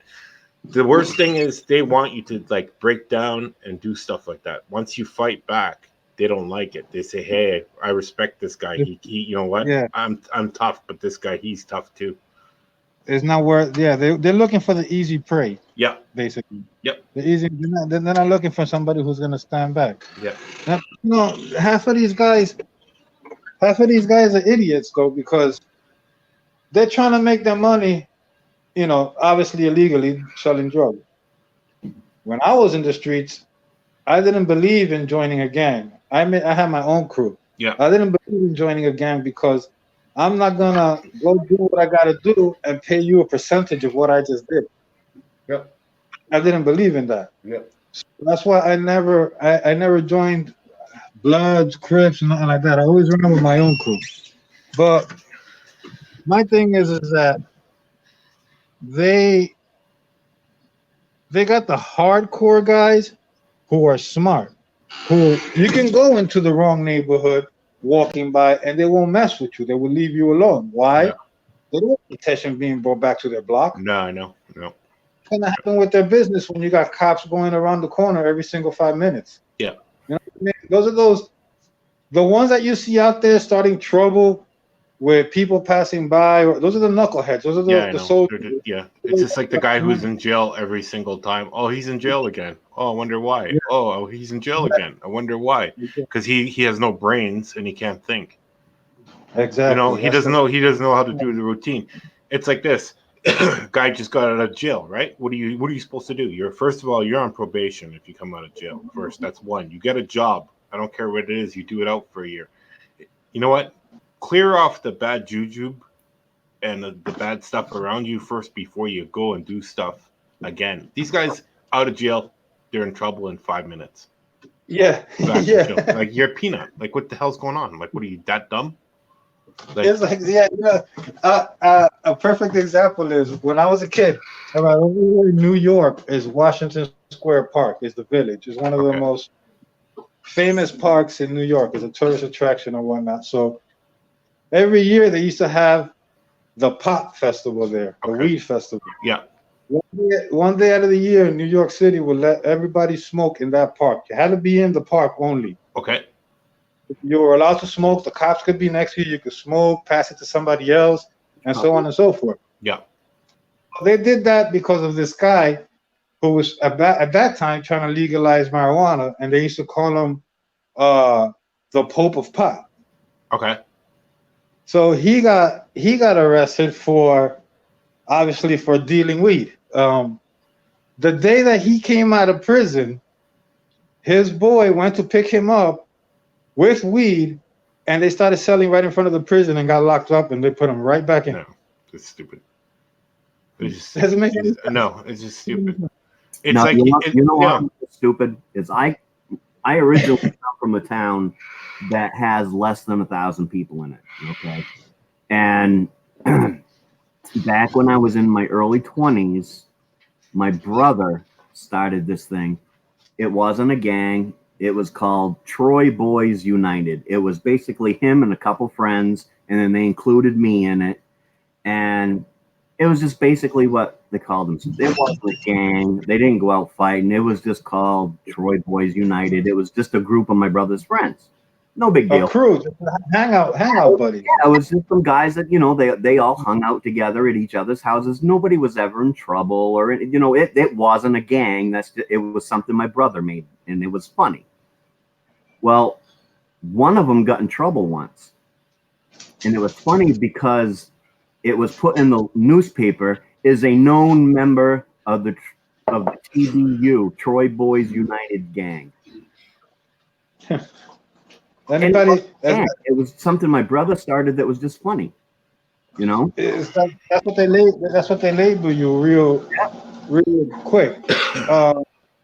Anybody more than 5 people hanging out together every day, they consider a gang. Yeah, but they didn't hang out together every day. Once in a while, they would get together and they would be. But you know what it is that they labeled themselves. They gave themselves a name. Literally. Once you give that group a name, you're considered a gang. Yeah. Well, the thing is, it was more like a band, because if they all did get together, that's what they did. They'd go to one of the people's houses. They would all bring their instruments and they would sit around and play music. Mm-hmm. Literally, but they did. But people don't see that. People only see the in between. They only see when you're leaving to wherever you're getting to. And when they see where you're leaving to wherever you're getting to, they see the same group of 5 guys, 6 guys walking around together, going from one spot to another. Well, they don't know what you're doing, so it was literally a town of 1,000 people. The nearest house is a mile apart, so it ain't like they was seen out walking around together either. And they never had anything made. The only thing that ever got made up so that it was visible on the van that I had for work, in the little letters about this big in the corner of the bug deflector on the front of it, it said TBU. And I put it on just to be funny because my brother and all his friends knew what it meant. But it was just funny how that one guy got in trouble for, I don't even remember what he got in trouble for, it was something stupid. And the newspapers put it in there that he was a known member of the TBU, Troy Boys United. That's the whole thing. And if you live in Germany and you build your club and you build up your boys and stuff like that, you cannot name yourself. 2 other gangs have to name you. Really? My uncle was a pretty known guy in Hamburg, Germany. He was with this gang. It was called the Nutella Gang. You can look it up. Nutella Gang from Hamburg. Nutella, like the chocolate. You know why they were called that? Because they're all young guys, and the other gangs were all older already. They're all older pimps and stuff like that. And they said, "Hey, we'll call them the Nutella Gang because their mummies still spread, Nutella on their sandwiches before going to go out for gang shows, right?" So you have T-shirts in Hamburg, Germany. It says Nutella Gang on it. These gangs don't exist anymore. There's famous people like Hamburg in the 70s was all prostitution, gang related pimps, everything you could think of. As soon as cocaine and AIDS came out, that whole town got destroyed pretty much. The whole town is just, and it's a party scene now, but it wasn't back in the 80s. Yeah. Good old 80s. And that's like Switzerland too. You used to have Junkie Park in Zurich, Switzerland. Well, that's no more because they actually, got people off the drug. You know what I mean? They didn't. It was really bad where you couldn't even walk in Switzerland without getting robbed. But the gangs over there were they got rid of the gangs too, right? They buried the gangs. They got rid of them really quick. Over here that's an epidemic. There's no way in the United States they can get rid of the gangs. There's too even Maine, down in Portland, they've got, I don't know the names of them because I don't pay attention to that crap, but they got gangs down in Portland, and the bigger towns have them, but we got that thing way out here in the middle of the sticks, so I don't know. A lot of gangs that are out there are just wannabe gangsters. You know what I mean? Like, when you run into a group of kids, you could tell who are real gangsters and who are just wannabe gangsters. Because the real gangsters. I'll be right back. I gotta take a quick bathroom break. Okay, we'll just keep on talking. But it's even I got a video of my old neighborhood in Germany, and it's the same thing. Like people, oh, that's a nice neighborhood. Yeah, but that's only in photos. You haven't met the people yet. Yeah, there's 27,000 families living in that one little neighborhood. Like that's like my whole family grew up in that neighborhood, and it's like we got pushed out of that neighborhood, or we got pushed out of another neighborhood, and then we had to go to that neighborhood because it was a newer neighborhood. But my grandmother, like she was the only one she used to make her own booze. She had like a distilling machine. She used to make her own hooch and used to sell it for extra money. You know what I mean? You do what you do. You got to hustle, right? That's the whole thing. Just finding the right hustle. Yeah, and people, I tell you what, if you're even if people say they're not crooked, if you're not a little crooked, you're not going to make it in life. What do you think? Oh, yeah, I agree with that 100%. You're not going to make it in life. There's people. It's just up to you how crooked you want that line. And it's just the same thing. There's people who sell like used stuff, from on what is it, Amazon? It's the same thing, right?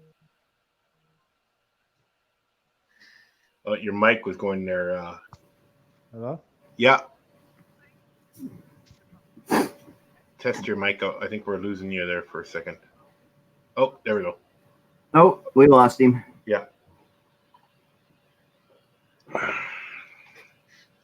We lost you, hard life. Well, put the link back in, and then maybe he'll want to pop back in or something.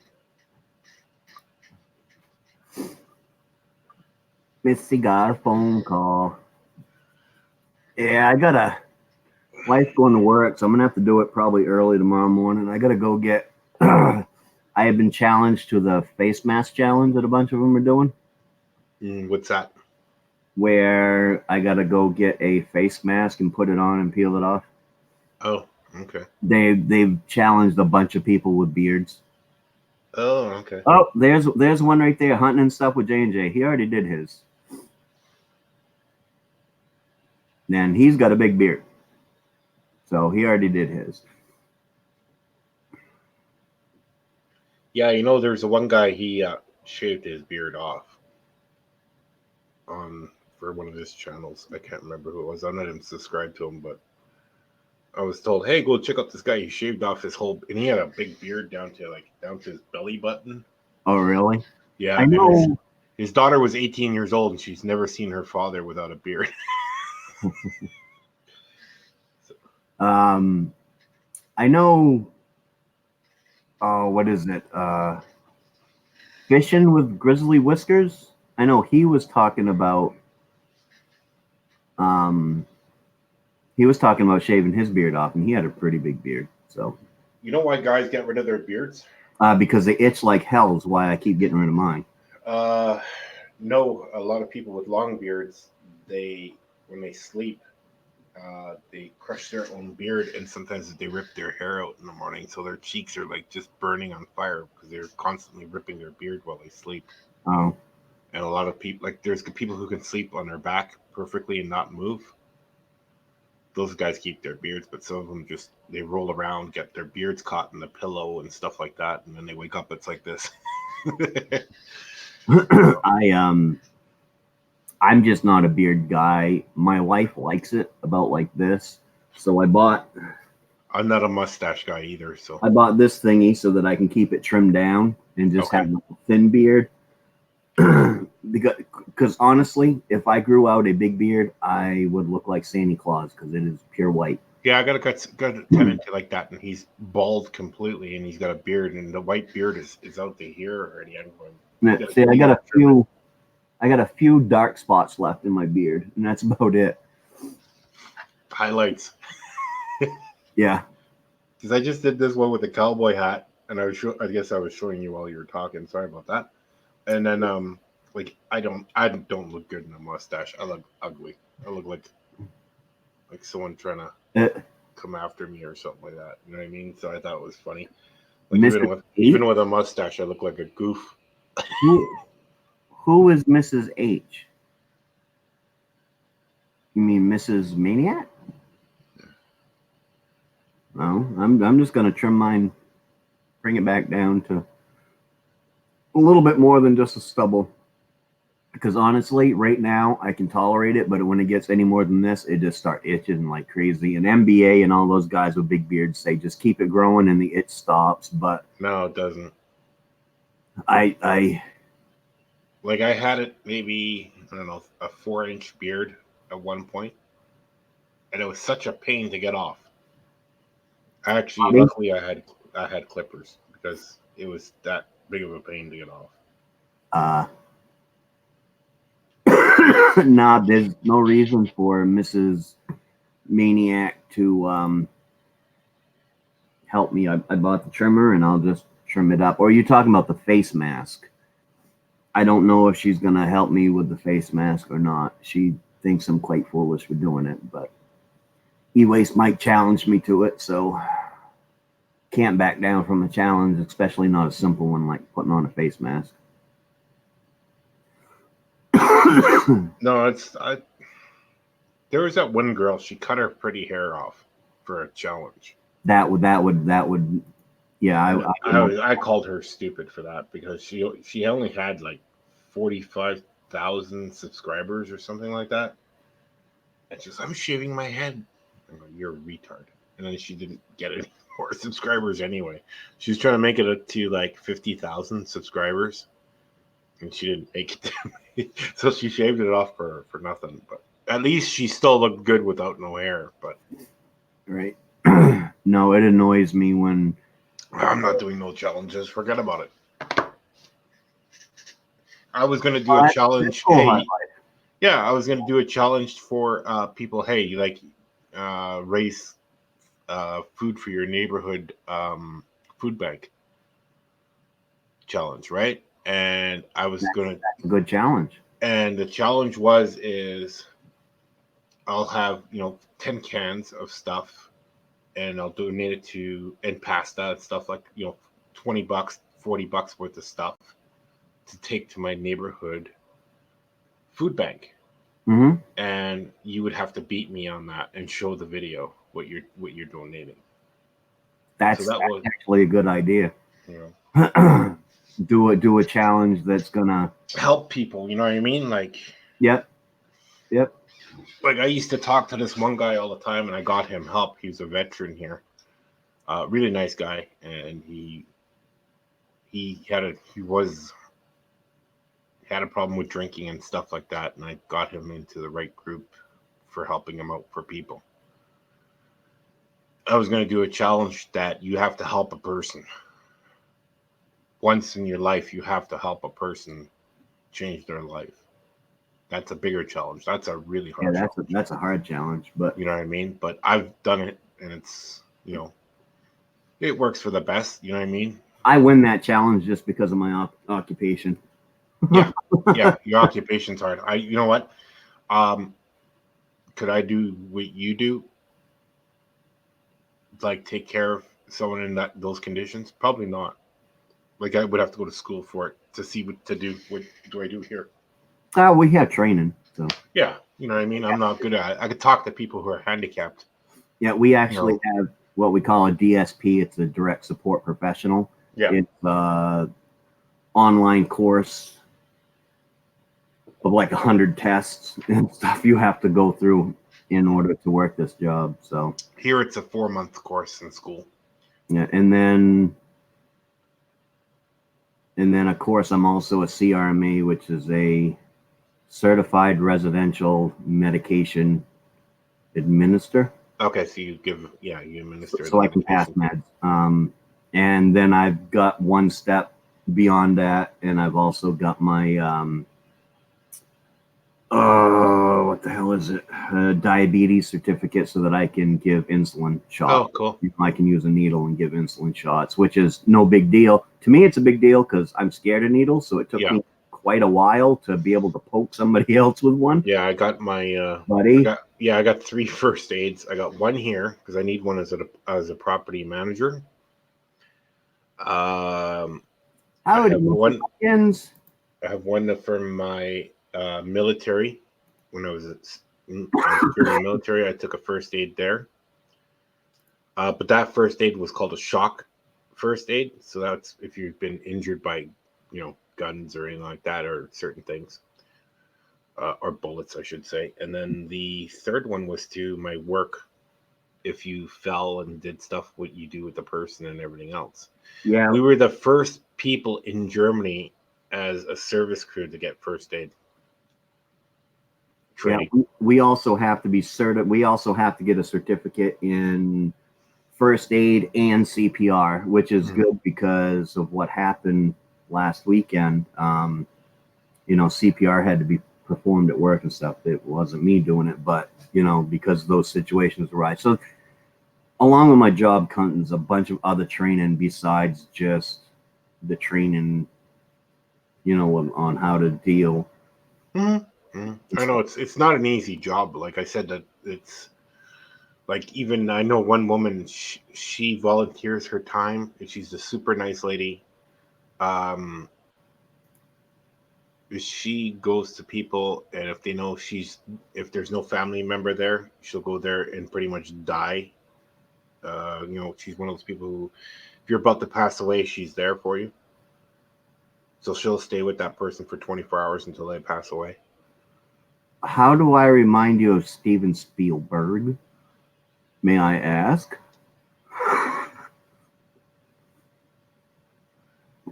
I'm just watching the chat also, and it's. I don't know. Someone called me Alf's dad the other day. I was like, "You called me Alf's dad, the guy Alf? from Alf?" Yeah, I go. I end up looking nothing like him. So less drugs you have to take there, buddy. No. People say, "Oh, you look like that actor," and I go, "No, I don't." The hat. It's just probably the hat. The hat. I don't know. This hat is actually a car dealership in Holton, Maine, where my son just bought his wife recently a new car, and they give a hat away with a new car, and he gave it to me. That's funny. We give a free hat with the new car. And they're trying to give trips away here to Las Vegas if you bought a new car. I'm a little disappointed. Day before yesterday, I went out and I was riding around and taking the guy for a ride, and I was at work, and I stopped and looked at this boat. It was a nice ski boat. It was a ski/fishing boat. Okay. It had the outriggers put on it and all that stuff, and then it came with a tube to tow behind it. It was a nice boat. The only thing is, it only had a 48 horse motor on it, which I do more fishing than I do skiing. I do water ski, and I used to ski a lot when I was younger. Yeah. But now I'm more into the fishing and stuff. But this was a nice boat, and they wanted $750 for it. But it came without the trailer. So I was like, talk to my wife, and she said, yeah, go ahead and buy it if you want it. So yesterday I called my stepdad, and he has a boat that he don't use, and it's more of a fishing boat, and he don't use it.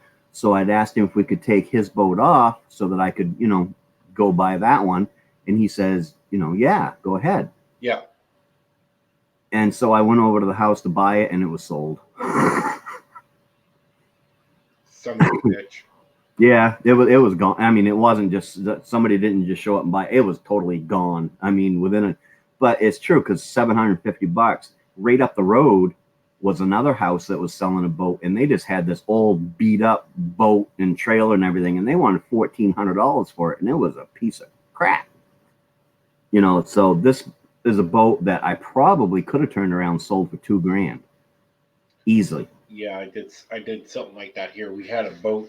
But I wanted a boat. A friend of mine passed away, and he bought a long time ago I think in the early 80s, and he used it very rarely, but he parked it on land and he put canvas over it. And the whole boat was pretty much aluminum. Yep.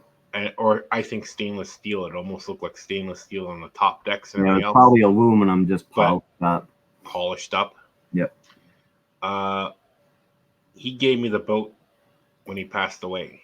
He goes, "You did a lot of work for me," and then so he left it in the will for me, and because his daughters didn't want it.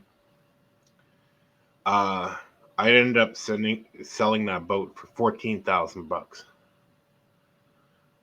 They put it on a truck and they shipped it out to British Columbia for the ocean, right? Because it was like a logging boat. I don't know if you ever seen those, like a ex-logging boat, fishing boat. The whole boat was aluminum. I could have got more, but it had no engines. So, come on up if you like, Mrs. Hopkins. I pretty much took the first offer I got because I didn't want to sit on it, because I was sitting on it for a month already, and I put the boat up for $15,000 just to get rid of it. And I mean, we cleaned it up, and we hauled it into the city here, and but the whole thing is I didn't include shipping. Missy. So the guy spent $5,000 to ship a boat. That's a lot. Yeah.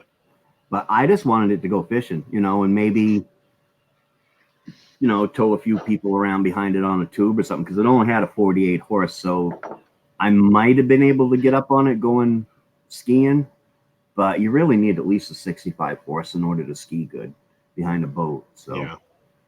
So I always wanted to buy a nice sailboat. Oh, when I was a kid, I dated this girl from the age of, I was 16 till I was 21, and her family, her mom and dad had a sailboat, and we used to spend 4 to 5 weeks every summer out on that boat, out in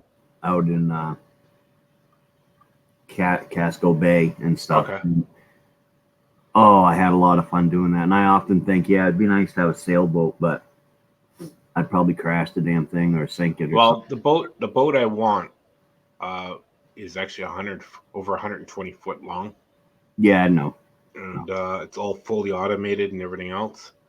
So I don't even have to winch up any of the sails. They all go up automatically. It's got its own water producing stuff. And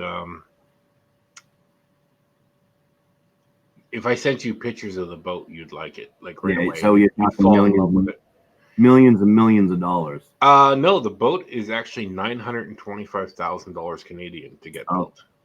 Oh, so I could get one for like $50? Yeah. So no, his was a 32-foot boat, and it was one he built himself. He was a steel worker, so he knew what he was doing. The boat was made out of steel. It actually had 15 ton of lead in the keel. I think it was 15 ton. And it was stupid anyways, but I had so much fun on that. I used to like the way you get going along in a good wind and the boat would tack, it would come right up on its side like this. Mm-hmm. And I was helping him one day. We were doing something. It was a little bit stormy and it was tacking. And he said, tie off. And I'm like, why? And he said, tie off. So I took, and he had a thing for belts, and I put it in, hooked it on my belt. And like 10 minutes later, man, I was being dragged behind the boat. and he had to pull down the sails and everything to be able to get me in. Okay. No, this one is Good morning or afternoon, happy eating, depends on where yeah, you are. that's a 60-footer boat for 900,000. Sorry, the other one is in Florida. That one is 110 foot.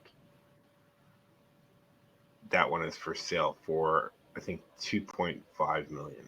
Yeah, But it needs work. That's a long ways from $750 that I was going to pay for this boat. Yeah.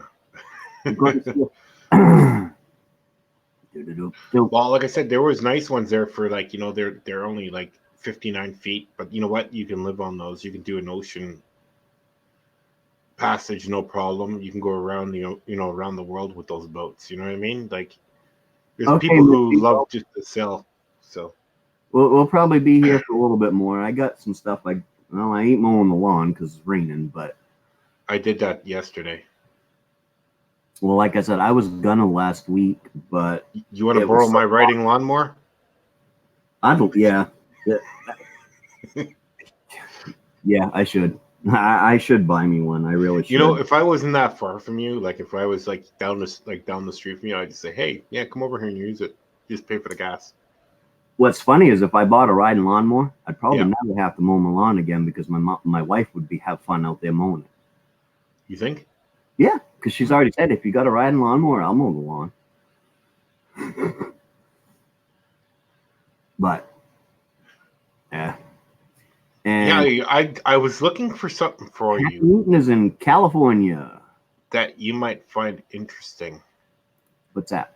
And it's pretty cheap too. They have these wooden bins. They sit on pallets. You ever seen them? They're like little. You know how a pallet looks like, right? They're a certain size and everything else. And it's like a box with a strengthened box on top of that, a wooden box on top of it that you can throw stuff into. So I noticed in the background when you're making your videos, you had all those metal parts on the ground that you need to whip into a bin. Oh, no. All that's got to be moved. I have a much larger pile way out back on my property. And that's the stuff that I'm just sitting here and... Is that just metal from computers? Yeah. And for right now, I just chuck it out there. And then when I get a chance, I'll take it from there and I'll lug it out into the larger pile. And then eventually I'll have to take and get that larger pile hauled off to the junkyard. Because you could probably get like a lot of money for that now, right? Like you could probably get $1,000 worth of it or No. I might have maybe... I don't even think I have a ton of it yet, and right now, shred steel or light iron's only right around $100 a ton. So, but then I have a bunch of 5-gallon buckets here that are full of all the copper that comes out of it, the copper wire. I probably got 100 pounds of insulated copper wire there, and then I've got 2 buckets here. That's all full of like the heat sinks and stuff from computers. That's pure aluminum. I got to take those out because I actually have 55-gallon drums outside that I will take when the 5-gallon bucket in the house gets full. I'll take it out and dump it into a 55-gallon drum. And so I'm just waiting for everything to get full so I can just... Because a friend of mine had the same thing where he does the computer things here. Mm-hmm. And he had to keep his stuff organized because he used to throw everything in the backyard, and it used to be a big pile starting up. So he got complaints from the city. All right, Missy. But I guess your property's pretty big. I will see you later tonight, Alan. I'll be on at 9 o'clock our time. Like your place is pretty big, so I don't think you have the city ordinance guy coming there. Do you know what I mean? So no, the only thing they ever came around here for me is back when I had the land for a few years before I actually moved on to it. And I used to store my race cars here. Okay. And it was just a field with some trees. And I was nice, and I put them in behind the trees and stuff so that nobody could see them and whatnot. And then I moved on the property, and I moved them out front. And here you can only have 3 unregistered vehicles on your property. If you have any more than 3, you're supposed to have a a junkyard license or a junkyard Okay. permit. And so the town came up, and I had like 7 of them out here, and they weren't all. Now, the 3 unregistered vehicles, you can have 1 additional vehicle that is a like a race car, because racing's fairly big in Maine. So they didn't count 1 race car as that part of the 3. But I had a bunch of them out here for parts and stuff. So they come up and told me, and I went, all right. And he's like, I'll check in every now and then.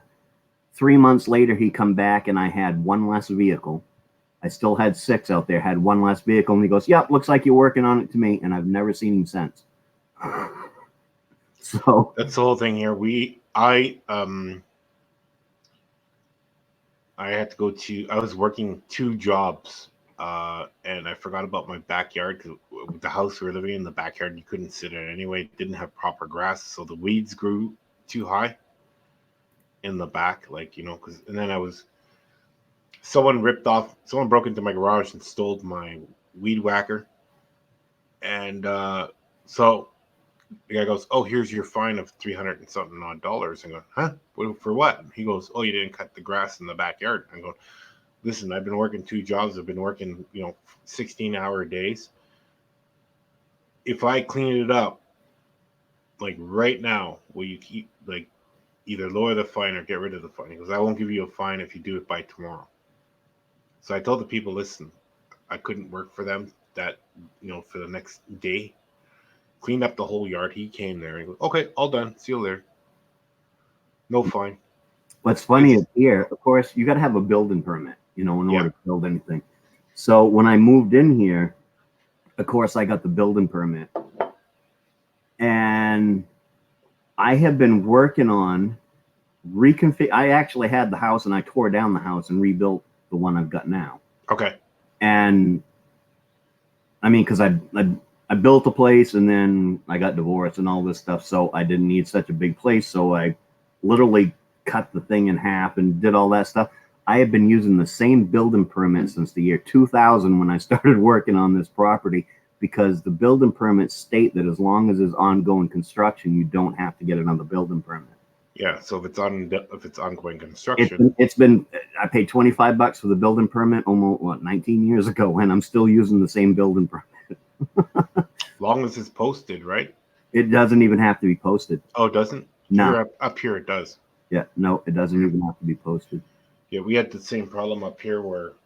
Wait, well, yeah, but you're a big city. You got to understand. Yeah, but even on the outskirts, like, we're not that bad up here. Okay, my brother-in-law, they bought a house outside the city, like just about 30 minutes away. They live in a place called New England. It's actually New England, Manitoba. They live on 2-acre lot, and they fixed up the property and everything else. And he put a little, like a cabana for, like, screened off so that they wouldn't get bitten by the mosquitoes. He had to leave a gap of 1 inch from his deck to that cabana with the screen netting in it. It's actually just a big shed with pretty much holes in it, because he would need a $300 permit to hook it up to their deck. So you can leave a 1 inch gap. My uncle, this is no joke, in the town where I grew up, the town of Troy,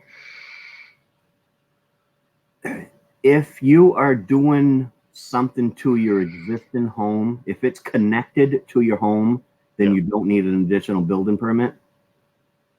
So it was my great grandparents' house that my uncle was living in at the time.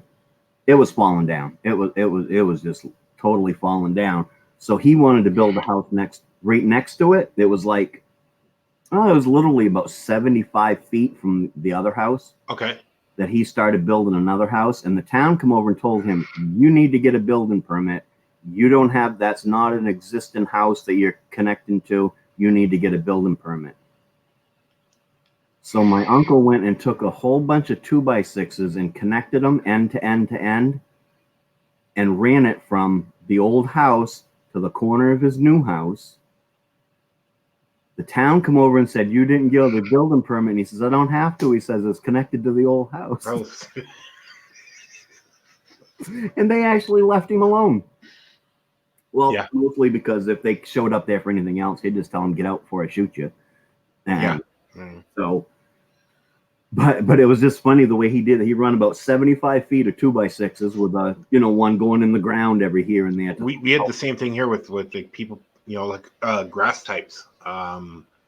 There's the nicer, newer neighborhoods. We don't have gated communities here. That's gated we ran down to 3 people. Nobody else wanted to come up on the panel. How about that? But like I said, there's only certain like a gated community. I think there's some in Ontario. You're not allowed to have gated communities here in our province. Really? But no, it's not allowed. You'd think they'd want them because gated communities tend to be a lot safer than. No, because it has nothing to do with that. That means you're not allowed gated communities because that's segregation, and segregation is against the law in Canada. The only place you can do it if it's private property and you build a $30 million house on it, you're under the owner's trust fund in Ontario. In Ontario is the only province you can do it. Oh, that's a nomadic bike. Yeah.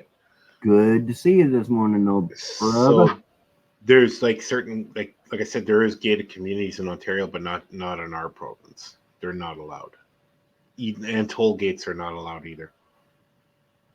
So if there's a highway toll, they would not be allowed. It'd be against the law because we're in the middle of Canada, and it'd be called.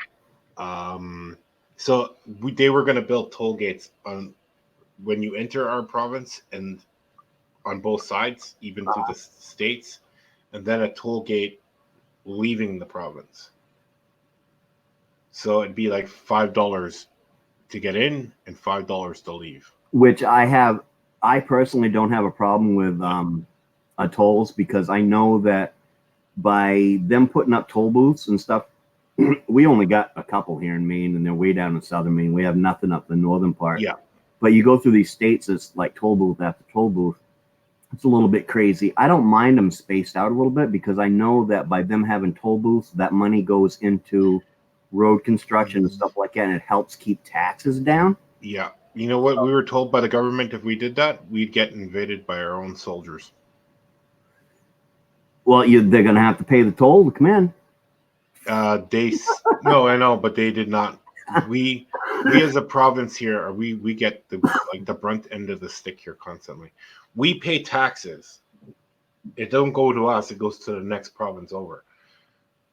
It goes to Ontario because they have more people. Hey, hon, it's 12:30.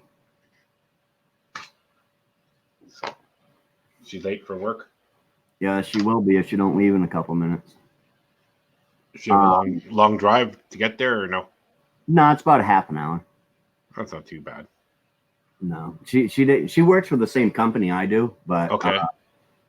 She didn't get lucky and happened to be working at a house that's only 5 minutes up the road, like I did. Oh, okay. But I actually lucked into that when I started the job. I worked out in Waterville, which is about 15 miles away, and then when I transferred to be with the gentleman that I work with now, I actually transferred to the house that she is currently working in.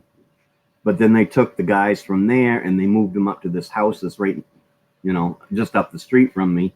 Okay. And so I actually got to move with them. So that was like me getting a raise because I don't have to spend so much money in gas. But yeah. So that it saved you a lot of time anyway. Do you know what I mean? Like, and then it's like I work at work. I'm working right now. But yeah. Because pretty much some people say, well, oh, shouldn't you be doing this? No, I have everything prioritized, what I do throughout the whole week. And like I'll vacuum clean like tomorrow's my day off. Tomorrow's Thursday. And people have to realize that. And I get calls all the time. Hey, I got a problem with this. You're going to have to wait till tomorrow. It's not a big deal. Call me tomorrow. Yep. It's my day off. Sorry, I'm not home. So Wednesday, I'm at 1 o'clock. I take the rest of the day off because there's nothing happening. Because I did all my stuff yesterday. I usually clean the building on Friday, so I clean like the vacuum the whole building when it needs it. I don't do work what I don't have to do. It does sound lazy, but if it's clean, it's clean. Right. You know what Yeah. I mean? No, I'm not. I understand that totally. I could spend 2 hours doing something else, like cleaning the outside, or you know what I mean. Like I'll do my rounds in the morning. Like today, I didn't do my rounds yet, but after I get off with you, I'll do my rounds, take a look, see if there's any light bulbs burnt out. Happens a lot here with the LED light bulbs. I'll do that kind of routine. I don't work here 16 hours a day anymore because I don't get paid for it. You know Yeah. what I mean? And that's what I had to do. Like I used to write down and tell them, hey, this is what I do in a month. I had like this much paperwork. And I go, I need more printer ink. She's going, my boss goes, why do you need all this printer ink? Because I was writing down all the stuff I was doing. Right. Love you. Oh, cut it out. All right. I'll see you tonight, hon. Love you. She has to work more days a week than I do too. Oh, okay. Oh, So- you're pretty lucky you met somebody. I actually met my wife online. I looked online. I don't want to meet anyone. No, I actually met my wife on a channel. Not channel. Yeah, a dating website called Plenty of Fish. Okay. Yep.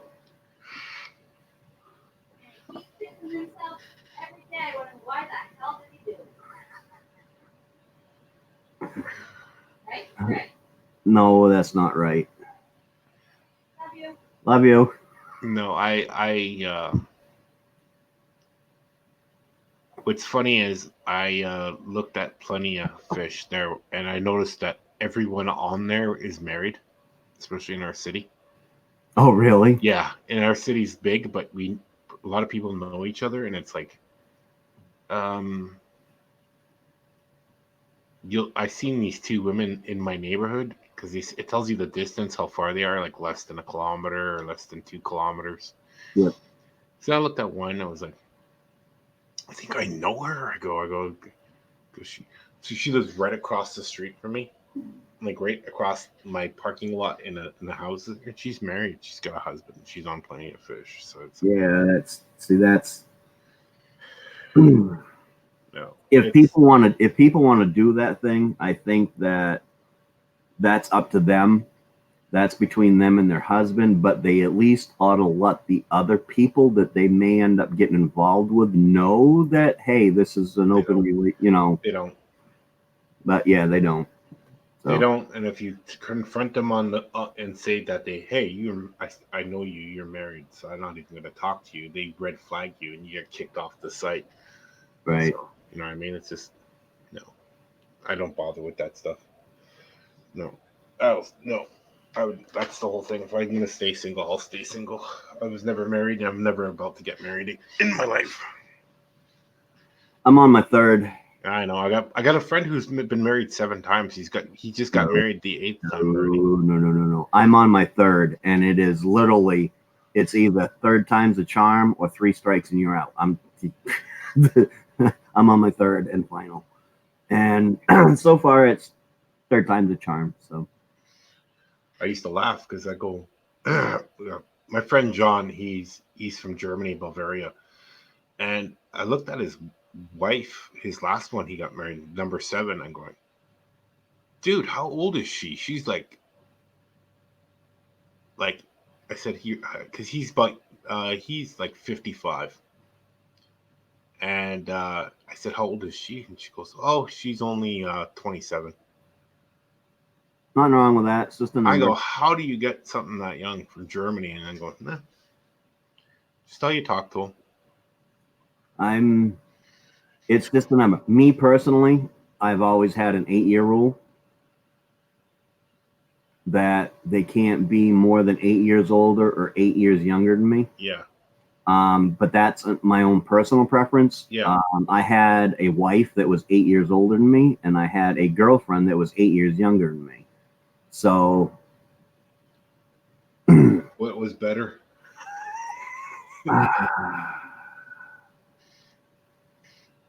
honestly, intellectually, the 8 years older was, Yeah. and then the physical, of course, was the 8 years younger. But Yeah. but intellectually, No. the 8 years older was way better. To talk to. Yes. Mhm. To talk to and to actually have a life with, because they were more experienced. So if I've always had this thing where, I mean, I got my best friends, which are my best friend for life is a guy, and my best friend now is a guy. But I've always had this thing where my closest friends have always been females, Yeah.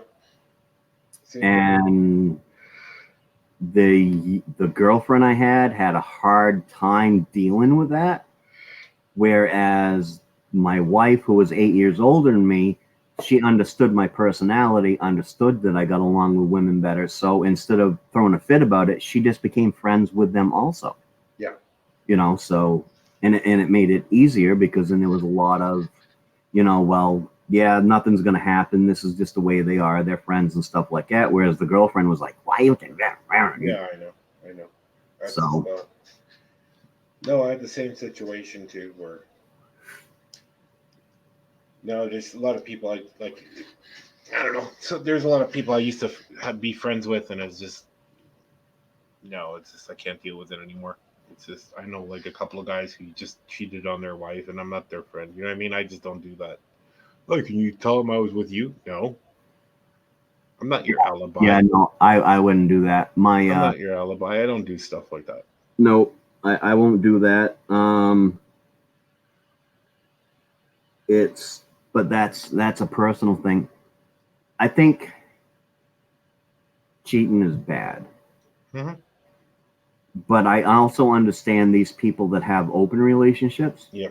If that's what they want, that is fine. Yeah. But whoever they're going out with, they need to let that person know No, that, hey, yeah. I am married, but I'm in an open relationship, Mm-hmm. because Oh, I know. that's the way it should be, because you don't want that other person thinking, oh, well, I'm with somebody and maybe there's a future, maybe there isn't. That person needs to know up front that, hey, there's no future. I'm in an open relationship and this is what I do. Don't give it to them under false pretenses. Yeah. If that's the type of lifestyle you and your significant other, husband, wife, whatever, want to live, that's totally up to you, and it's totally cool with me if that's what you want to do. Oh, for sure. I don't want to do it, but it's totally cool. But also let that person that you're having that fling with, let them know that you're in an open relationship, and it must be so that they believe you. Say, you want to meet my wife? Yeah. So you can ask her up front if this, because there's a lot of guys that say they're in an open relationship and they're not. Yeah. I know the situation. Okay, Maniac, I'm gonna let you go. Alrighty, bud. Yeah. There's only like 2 people or 3 people on, I think, or 2 people on. Yeah, there wasn't many on this morning. That's why I there was up. You got up to 9, actually 10 people actually. I did have I had about 10 people in 9 or 10 at one time. Yeah. But there's I'll tune in at 9 o'clock. And then, yeah, I'll be there at 9 with the behind the. Let me post that up again so people can see where to go. Behind the channel tonight at 9 p.m. Eastern time. Yep. Okay, so we'll chat to you later then. I didn't want to stay too long. I do have a little bit of stuff to do, so. Yep, that's fine. Yep. So, all right, you have a good time there. I'll try to. Well, it's nice chatting to you. We were on for like 2.5 hours, I think, right? Yeah, 2 hours and 18 minutes I've been on. We'll see how many people are staying here and still want to talk. Or alrighty, so we'll chat to you later. All right, bye, everybody. You have a good one. You too. Missy's back. Missy, you're sorry that you're back? Why are you sorry that you're back? Oh, Hard Life. No, Hard Life is sorry he's back. Don't be sorry that you're back. Be happy that you're back. Hey, that's kitty over there. Hey, Butch. There's Butch. Um, yeah, we only got 4 people in here watching. I'll stay for a little bit longer. No, you're so get away from me. Doggy's wet. Yeah, I'm all alone up here. I've invited everybody up, but Lotar and Hard Life are the only ones that took me up on it. But that's okay because I'm doing another live stream tonight. But I wanted to do a I saw that. Good luck with that, bub. The phone interview. But I didn't want I don't want people thinking that I'm going to turn into just a networking stream. I still am gonna do just the plain old sitting around shooting the shit with people like I've always done. And just the behind the channel is just gonna be one aspect of my channel, and it's gonna be one day a week. So I still want to do the chit chat with everybody and find out what everybody's doing, cool stuff like that. So it's kind of why I jumped on this morning. Plus, there wasn't that many other people live, which makes it easier. I know you would, Missy. Love to shoot the poop with me. Shoot the poop. You can say shit in my channel. I don't mind. Just kind of stay away from the F word. But other than that, it's like PG, right? I don't even think the word shit is PG-13. I think it's just PG. We got a stiff neck. The missus has gone off. I don't know what I'm going to do with the rest of my day. I need to set up my table so that Missy's avoiding you. She was in there talking to you this morning. In here talking to you this morning. She can't. She's used up all of her time on her hotspot time. And so she can't really get up on the panels because her internet access is slowed way down. So she can't really get onto the live streams with people. But she said she's going for a ride tonight to see if she can get on for tonight's interview. We'll do an interview with Mike and Missy tonight, hopefully, if she can get on and stay on. So yes, behind the channel. This is hard to do. Behind the channel previews and interviews and shout outs tonight at 9 Eastern time. Bring your friends on over. Maybe we'll get them up on the channel and we'll do a little channel review. Not review. I do not critique their channel because I'm not a YouTube expert. I have no idea yet what works and what doesn't work. So however they got their channel is how they got their channel. I'm not going to critique it because, I know nothing about that. If I knew how to do that, then I would have, 10,000 subscribers already. And I don't. So I'm not going to review their channel. We will preview their channel and let them talk about their channel. Yep, I know you'll be there, Hard Life, and I really appreciate it. You are one of my dedicated supporters. Absolutely. I have like 10, I think, highly dedicated supporters. I think there's about 10 of them that even if they can't stay on, they at least get on for a few minutes when I'm doing a live stream. They watch all my videos, and there's about 10, which is about right. About 5%. I think I heard that somewhere. About 5 to 10% of your supporters will be dedicated supporters.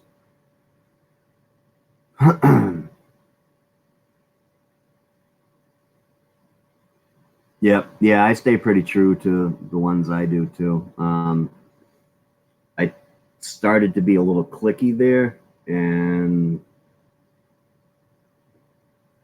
I didn't really want to do that, even though everybody's going to be in some sort of clique. But Nike girl, there you are. Doing good. I haven't been on much the last few days because, as we all know, Sundays through Tuesdays, I work really long hours. So if I jump on, it's just for like an hour or so at night. And that's about it. But I got the next couple days to chit chat, patty whack, give the dog a bone. I got the next couple days to hang out on YouTube. After that Friday, I'm going up to Presque Isle, which is northern Maine. It's about 3.5 hours north of me. Going up there for my granddaughter's birthday party. We're going up and spend Friday, stay Friday night and stay into Saturday for the party and stuff. And then I'll be home on Sunday, which I have to go to work again. All right, I appreciate that hunting and stuff with JJ. And we'll come on in and we'll bring you up on the panel and let you preview your channel and all that stuff. I've been trying. I don't know if you saw it last time, but I tried to spend about 15 minutes with each person, bring them up on the channel, show their channel off, and just get to know the person behind the channel. That's going to be, and I think I'm going to leave it every Wednesday night at 9. I think it's a good time. I don't think there's a whole lot of other people on at that time. So that's what Wednesday nights can be. Hello, Monica. How are you doing today there, sweetie?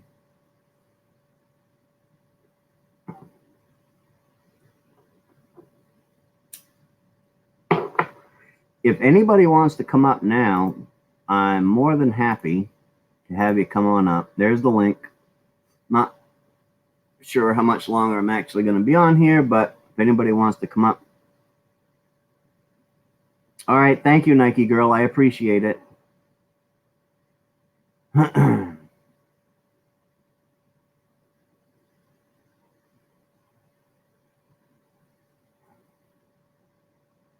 if you're on later, I'm sure I'll pop on for a while. I wasn't really planning on doing 2 live streams today, but I had to do something this morning. I was bored. It's raining, or it was raining. I think it actually stopped, but it's going to rain again. We're supposed to have thunderstorms today. So I know you want to come up, but you can't because you're not in a good location. Because if you was, you'd have already popped up here.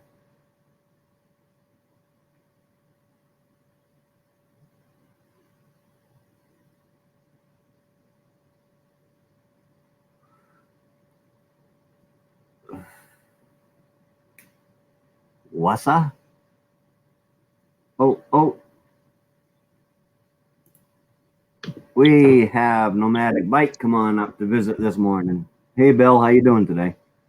I'm doing all right, man. Like I was saying, I'm working, so that's pretty much might be what's going on. I'm not going to be able to read any chat, but I'm not going to be able to read any chat anyway. So what the heck, right?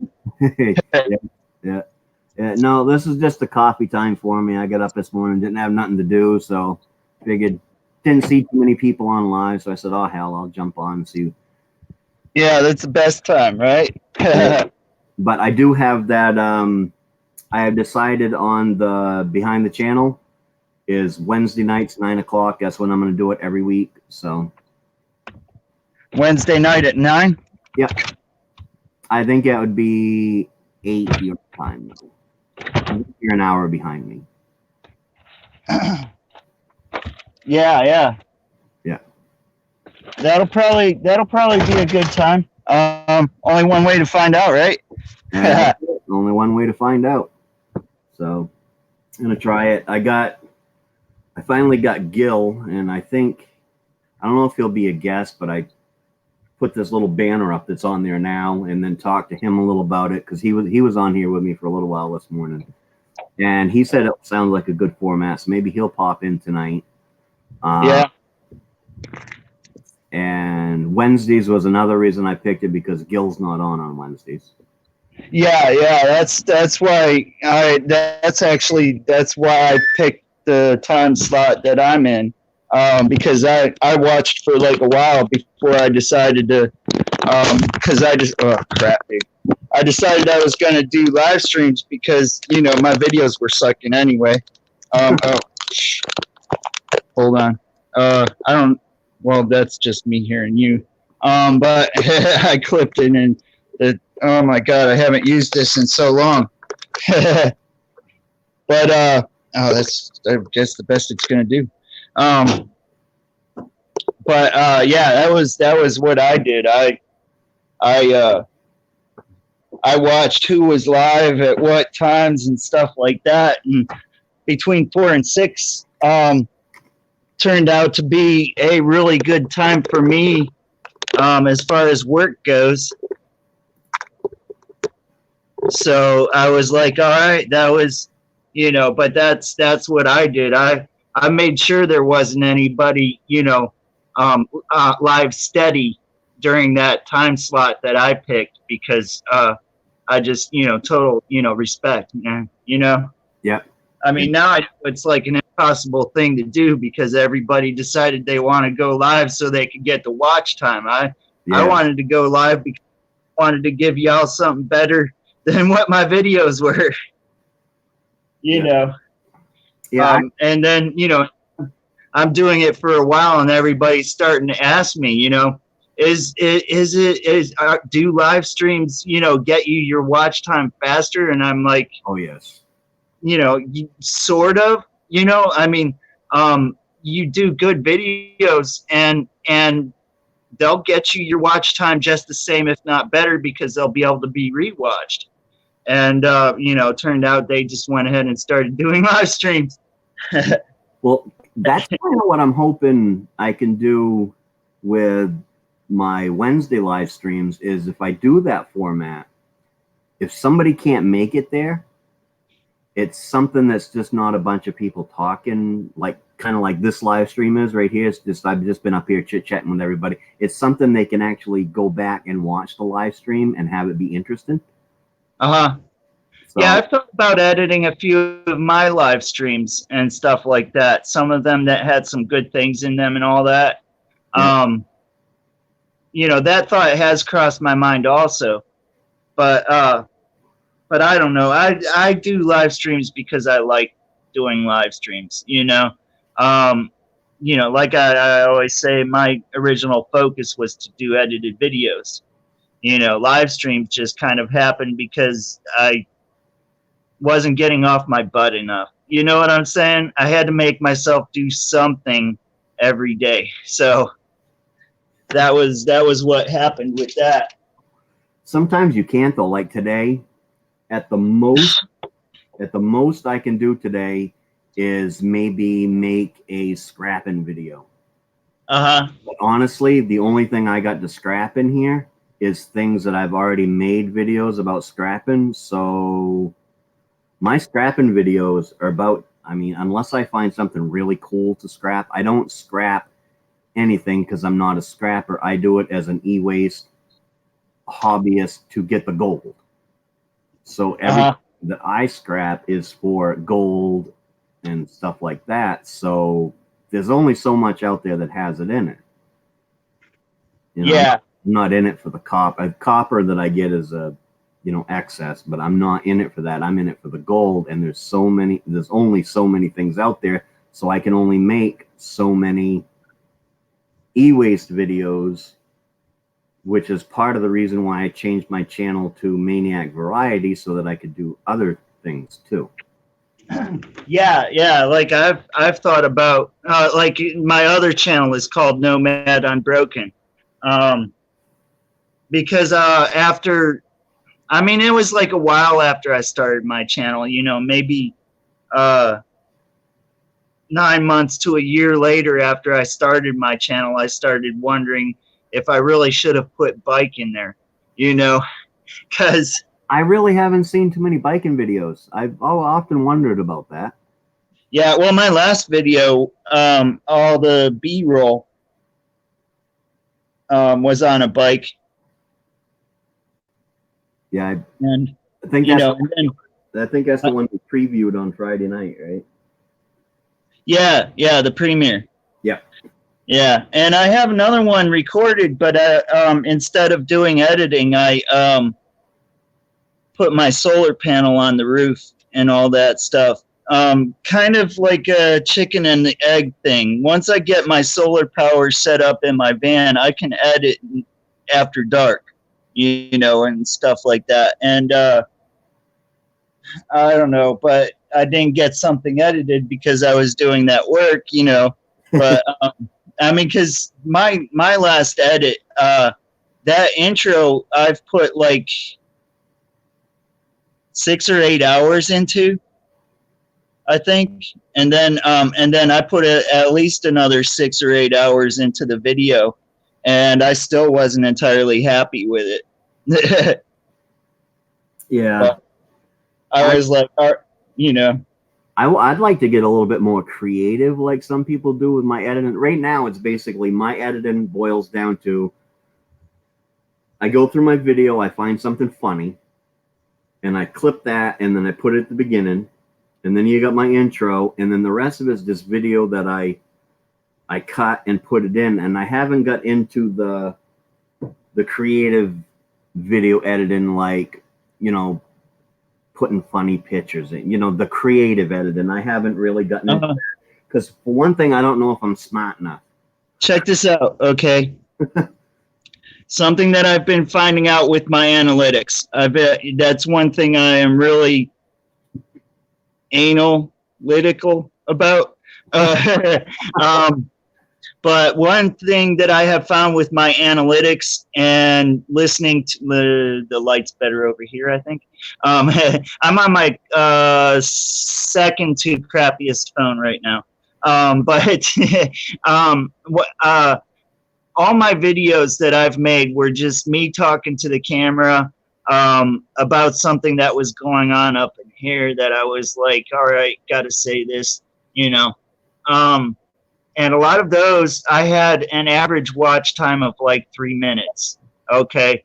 And that was troubling me, which it shouldn't have troubled me, but, you know, and then I made this video that I made now, and its watch time was starting to get pegged at like 5 minutes or 6 minutes, something like that. So I went through that video and I was like, all right, you know, my intro, less than 2 minutes of talk time, and then my B-roll, and then like another maybe 2 minutes of me talking to the camera, and that was when they stopped. Okay, so I'm like, all right, 2 minutes talk time. That's something I've just learned. So another something I think it was Pusha Studios that said it, that somebody had told them, don't ever talk without music. So that's why Pusha Studios started playing music through their live stream. And I believe that's why Gil picked it up too.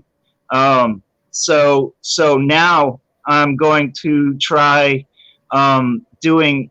I'm going to have to pick out probably 2 or 3 songs, but I'm going to try and have something playing while I'm talking too at a lower volume, like some of the people do, and try and see if that'll keep people in there, you know. I ain't figured out how to do that yet. Yeah. So, like you were talking about with your videos and stuff like that, get you some good music. Down in the description of my videos, I mean, you can just go there, but if you go to the link in my description, I'll get like $1 from that. But I have a link for Talency. Okay, Talency. I got wind of that from Michael Fire Jr., and that is definitely one thing I need to thank him for. And I went through his link to get it too because I wanted him to get that $1. You know what I'm saying? Yeah. That's me. You know, but Talency, you can get Epidemic Music, which if you just get Epidemic Music, it's $17 a month, something like that, just for the low tier of Epidemic Music. But with Talency, you get whatever Talency offers, and you also get the low tier of Epidemic Music, and you get the paid version of TubeBuddy for $7.99 a month. Huh. But here's my advice to people who are not monetized. Okay, this is just my word of advice. Yes, you can go out and pay for that, but if you're not monetized yet, YouTube has its own pretty wide selection. I don't mean to stop you there, bro. I know where you're going with the library. I know a couple or a few people who have lost videos because they got music from the library, and the artists that they picked those songs from ended up getting licensed.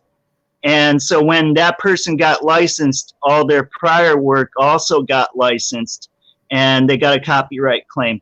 See, that should be something that YouTube needs to figure out and say, hey, you got it when it was free. We're going to allow you to keep it. I know they should, but they won't. And you know, should have, would have, could have, you know, and stuff, all that stuff.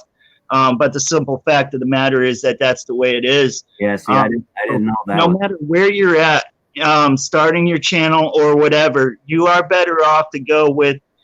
And Epidemic, what you use while you're paying for Epidemic in your videos is yours in that video. If you stop paying for Epidemic Music and don't use their music anymore after that, they will not come after you. But some other of the paid companies that you pay for music, once you stop paying for them, they'll be like, all right, we want the money from all those videos you made before now too. Yeah, that happened to Old Car Auto Guy. I can't remember the service he used, but he paid for it, and he paid for it for quite a while, and then he stopped paying for it, and they actually went in and tried to get he didn't get any hits on it, but a lot of his videos got unmonetized. Right, yeah, they got the money from it. They get that the difference between a strike and a claim. Yeah, and so he had to go back and resubscribe to their service so that he wouldn't get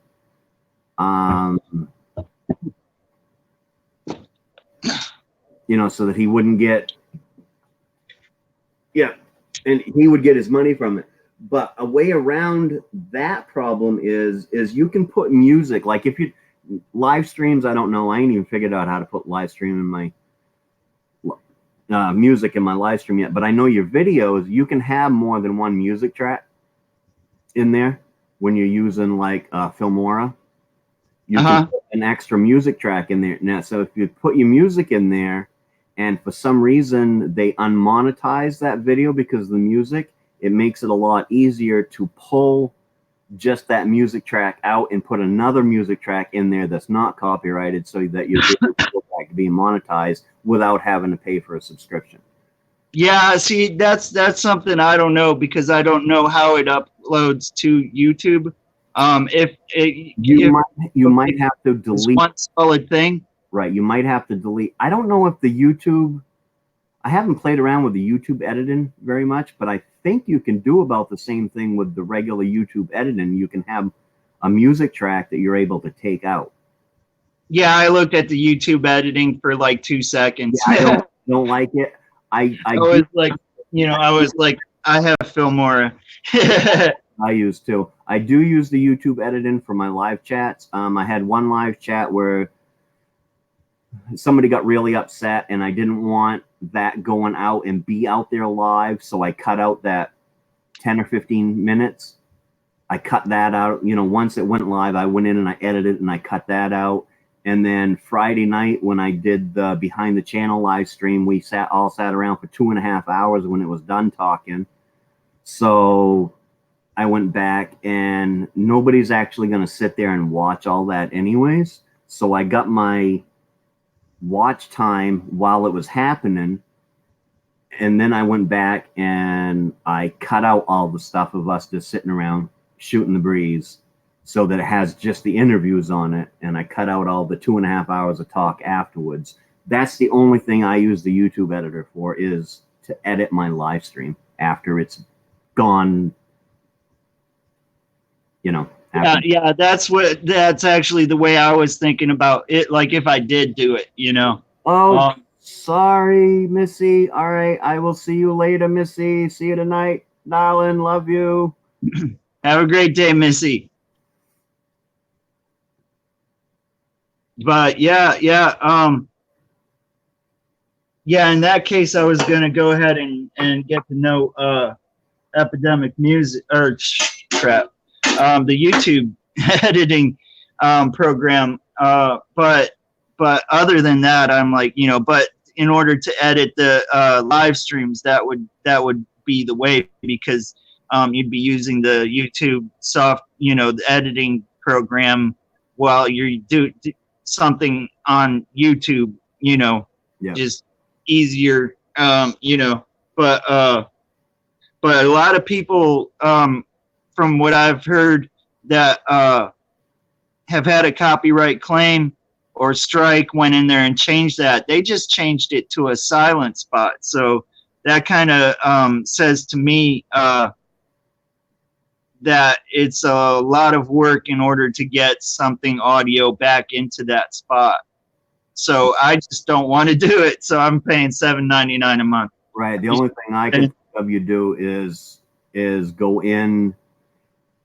I would say if you're gonna do that, then always make your videos so that the music is a separate track.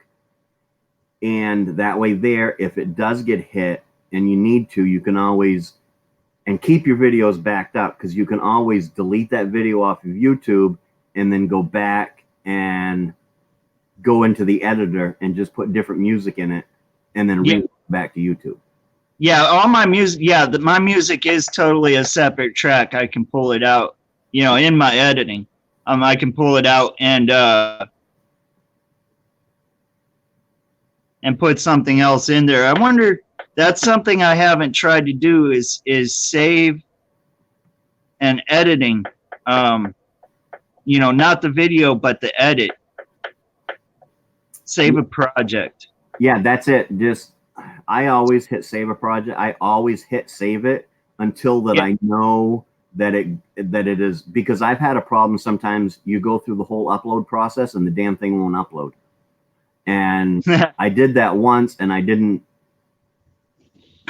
you know, I went out, I went to YouTube and it was there, but nothing was on it. And I don't know why. And I waited like 6 hours and still nothing ever came up.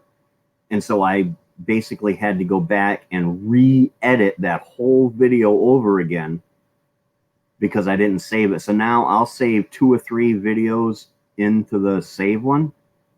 That I can just click into and they're editable. You know, it's saving the edit so that you can. I'm like constantly saving my I'm constantly saving my project in Filmora. And then when I'm ready to upload, I upload it to local first. And then I upload to YouTube. And the last time it didn't work out uploading to YouTube from Filmora, so I went ahead and went into YouTube and uploaded from local in my computer. Yep. Yeah. I got to get in the habit of, like I said, I'll save 2 or 3 in the project and I don't save it anywhere else. And I probably should get in the habit of saving them in case they disappear. But with my videos right now at my popularity, the odds of it creating a problem with not being up isn't going to be all that great anyways. Well, no, don't get it twisted, dude, because I got a copyright claim on my very first video. And I think I got the claim when I was still under 100 subscribers. It was no mistake. I mean, I didn't know. Okay. But yeah, I played just about the whole song, Cemetery Gates from Pantera, through the whole video. Or not the whole video, you know, my video ended up going on after that song was over and all that stuff. And I did just go and unlist it too. Actually, might have just made it private. I think that was where I learned to make it unlisted instead of making it private too, because after I did do that, I lost whatever watch time I had on it. But that was no biggie. I think I had maybe 100 views on it, if I'm lucky. I've only got one video out there anyways that has more than 100 views, except for live streams, because people pop in and out of those. Yeah. It'll show views even if they're only on there for a minute. Yeah. It'll show how many views it has.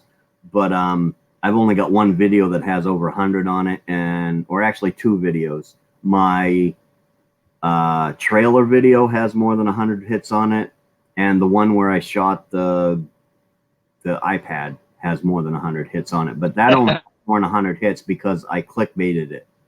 Uh-huh. I clickbaited the title. I did that on purpose. I wanted to see how many hits I could get with the clickbait, and it freaking worked because most of my videos have 20 to 30 views, honestly, and that one it's up to like 170 now, but I clickbaited the title. Yeah, I clickbaited my my YouTube video too. The how to how to YouTube. That's what mine is how to bypass iCloud ID. Right. Got me shooting the iPad. So it's not working as good as I had hoped. So I might switch the title to try to. Yeah. But yeah, that's my biggest video, and it's clickbait. And everybody's against clickbaiting, and I don't see a problem with clickbait if it's done correctly. Like mine, it was a funny video. It was meant to be funny. Now, I didn't say how to bypass iCloud ID and then have a picture of a girl with a bikini on it and all that stuff. Yeah. Those I don't like, but just to have a funny title like I did, like I was gonna do. Gil thought it was funny. I mean, I thought he was never gonna stop laughing on his live stream when I told him I was gonna do a video of my wife. I bought her I ordered through Teespring some coffee mugs, and I put a picture up, and it says the Irelands, and it's got our favorite, wedding photo on it. And I made some coffee mugs for her and ordered them for her. And what I was gonna do is I was gonna have a video of it, and I was going to actually I was going to do a live stream, and I was going to title it, "I'm giving it to my wife. Want to watch?" And I think that might have got me a lot of views on that live stream. And even though it would have been, I just didn't say I'm giving my wife a present. I was going to say I'm giving it to my wife. Right. That type of clickbait I can deal with because it's funny, but to put in your title something that doesn't even have anything to do with what you're doing. Well, yeah. Clickbait is exactly, I mean, you have to make your video or your live stream appealing to people, and while also using something that's appealing to the YouTube algorithm. I mean, that's the name of the game, But it's like watching Off the Ranch and Demolition Ranch. Matt Carricker is getting seriously clickbaity, to the point where he's starting to annoy the crap out of me, because it's like every single video of his now, it's like thumbnail with an empty with a big huge truck, says we got a camper, and what he got was a pop-up, and I'll hear you. I just got to run to the refrigerator and grab a drink, but I can hear you. All right, man. All right. But, and it's like, just other things like, we lost this, such and such. And it was something that was mentioned like a couple seconds in the video, and, he's starting to get to that side of the clickbait that really is not appealing to me. I've actually been starting to watch his videos anymore. And it's like every one of his videos, he does the suspense thing too. You know, this is gonna be, you know, we're gonna be doing this, but I can't tell you about it, so you're gonna have to watch tomorrow. You know, I'm like, oh my God, man, another time I'm gonna have to watch tomorrow. You know, and just tell us. You know, dang it, man, come on. Or don't tell us. You know, I don't know. I like the cliffhanger thing of the YouTubers out there that put it in the beginning of their video. Yeah, that's actually, yeah. They'll show I've been thinking about a way to do that. Yeah, they'll show little things of what's going to happen in their video, but not actually what's happening. So it kind of makes you watch the video, but they don't do it on a. Well, I know one channel that does it, but most of them will do it right at the beginning of their video. So you watch that, and yes, it does. It tends to keep you watching because you want to see what they're talking about, but it's all in one video. Yeah, just a little teaser, and that's because I made this video just rolling into the intro because I had my intro already created up in a project on YouTube, but I also have it saved. So that time I just went ahead and ran my edit into the intro instead of, you know, pulling up the intro as, you know, as which I'm going to have to do from now on because that's my one whole video made up. Which I think I have it up in another saved project also anyway. But yeah, so because I didn't really want it, I didn't need to keep it as a saved project when I have my intro as a little clip that I can toss in there. Or just do it again. I don't know. It's 20. It took me a long time to do like a 27-second edit, but that was, you know. And by the time I finished with that how to YouTube video, oh my God, there was so many splices in it. It was pathetic. It was like, you know, splice, splice, splice, splice. You know, they're like clips like about this big apart.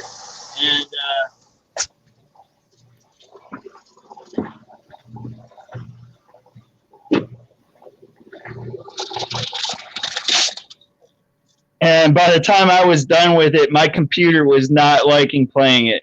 It was like choppy. Yeah. And you know, and I'm having to like pause it and start it again, you know, and I'm like, oh my God, man. Have you ever noticed that with Filmora? The more clips you put into it, the glitchier it gets while you're trying to use it? Yeah. I mean, it doesn't help that, I mean, my Dell's supposed to have a 4 gigabyte graphic card. So if it had a 4 gigabyte graphic card, it should be able to handle Filmora. But I mean, because you get DaVinci Resolve, and DaVinci's like even more of a program to for your computer to run than Filmora is, you know. And I'm like, you know, so it turns out it's not really a 4 gigabyte. They just said it was. You know, and then on top of that, I have the touch screen, and the Dell touch screen, it's the only one that does this, shows everything darker than what it really is. So you get everything bright the way you want it, and watch it on anything else, and it's like, oh my God, it's way too bright. So I've also noticed with the touch screens, which is why to edit with the touch screen is a pain in the ass, which is why I went and got me a mouse. Because I was having trouble editing with Filmora with the touch screen on my computer here, because you couldn't, your finger's too big, and if you put in a little clip of it saying something, you know, like whatever, you would have trouble making it you just have trouble editing it. So that's why I went ahead and got me a mouse, because now I can click on an actual precise area where I want, instead of using my big dumb fingers to do it with. Yeah. I have a laptop. It's just a regular, it's an Inspiron laptop. You know, so I'm using the trackpad all the time. and I barely, I've gotten, I mean, where it's weird how, I'm so used to doing everything touchscreen on the phone. And then I get back on a computer after like while being on a computer, I'm automatically all on the keypad and trackpad again. So it's like I don't even really use the touchscreen as much as I thought I would want to. Yeah. See, even when I use a laptop, because I got a laptop I use for other things. I've never used it for YouTube, but I unplugged my mouse from my computer here and put it in my laptop because I don't like that freaking mouse pad thingy. Yeah, the trackpad. Yeah. Yeah, I don't like them, so I always attach a mouse to my laptop. I got used to the trackpad really quick myself, and I prefer the trackpad because of the simple fact that it's not something else you have to carry. Well, I never take my laptop anywhere with me, so my laptop is something I'll use. Like if I'm upstairs, which I think is where it is now, and I decide I want to talk to somebody or whatever, I'll jump on my laptop, and I don't use it all that much, and it's not the best laptop. I don't even know what the hell it is. The Toshiba or something I got at the dump that happened to work. I loaded Windows 10 on it and it works. Nice. Yeah, there's a shop over here that sells used computers. So I've been over there talking to them. Hey man, what do you got that's maybe better than this Dell Inspiron and stuff? He has an Asus that is kind of appealing for like a couple $100. Yeah, I recommend don't ever get a Lenovo. Really? Really. Why is that? I paid $250 for my wife's Lenovo. It has a 2 terabyte. It's got a 2 terabyte hard drive in it, and it's got the whatever, and it's got, I don't know, I think it said 8 gigabytes of RAM in it, and it has an i7 processor in it, and that thing is so slow you'd swear to God you was using dial-up. Really? They say it's you're still better off staying with like 8 RAM, 6 or 8 gigabyte of RAM. Like the good say, even with the good size hard drive, because it doesn't slow down or something like that. I don't know. Her computer is just like you was using old dial-up on it. I mean, it's she's been using mine that I got at the dump. Dead because that one, it's an old Toshiba, but it's 10 times faster than her brand new Lenovo is. Maybe that's just something in the software. Maybe it needs to be cleaned or something. It was brand new. Yeah. Well, I mean, I know always with startup, first using it and stuff like that, it will. But I'd say she's probably past that. Yeah, and it's crap. I don't like it.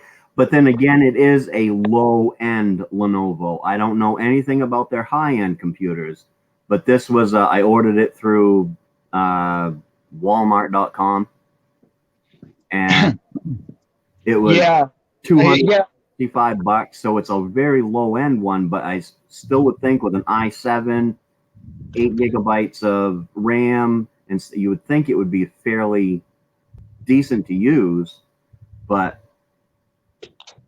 my old Toshiba that I paid a couple $100 for at Walmart that I used to have ran a hell of a lot better than that, and that was years ago. So yeah, I don't know. I've thought about getting my computer fixed, but what they're quoting me on fixing that computer for, they have other computers that are better, that are just a little bit more, or I don't know. I'm debating on it. I probably should just save up for a gaming computer. Yeah, that's what everybody says, but this computer I'm using now, I think it's an awesome computer. It's a Dell Inspiron all-in-one, 24-inch. It's got a 24-inch screen. It's a touch screen because it's an all-in-one. Dude, I got it at the dump. Somebody must have. The only thing that it doesn't have is right now it's just kind of got a thing in front of it and it's leaning against the wall because somebody took the stand off in it to make it stand up. But other than that, it was locked. I got a program to unlock it and just reinstalled Windows 10. You can do that through Dell with a Dell computer. And it works great. Didn't cost me nothing. I don't know what's inside. I know it has an i5 in it because it says that right out on the front. And it cost me nothing. So I am actually thinking about being a nice guy.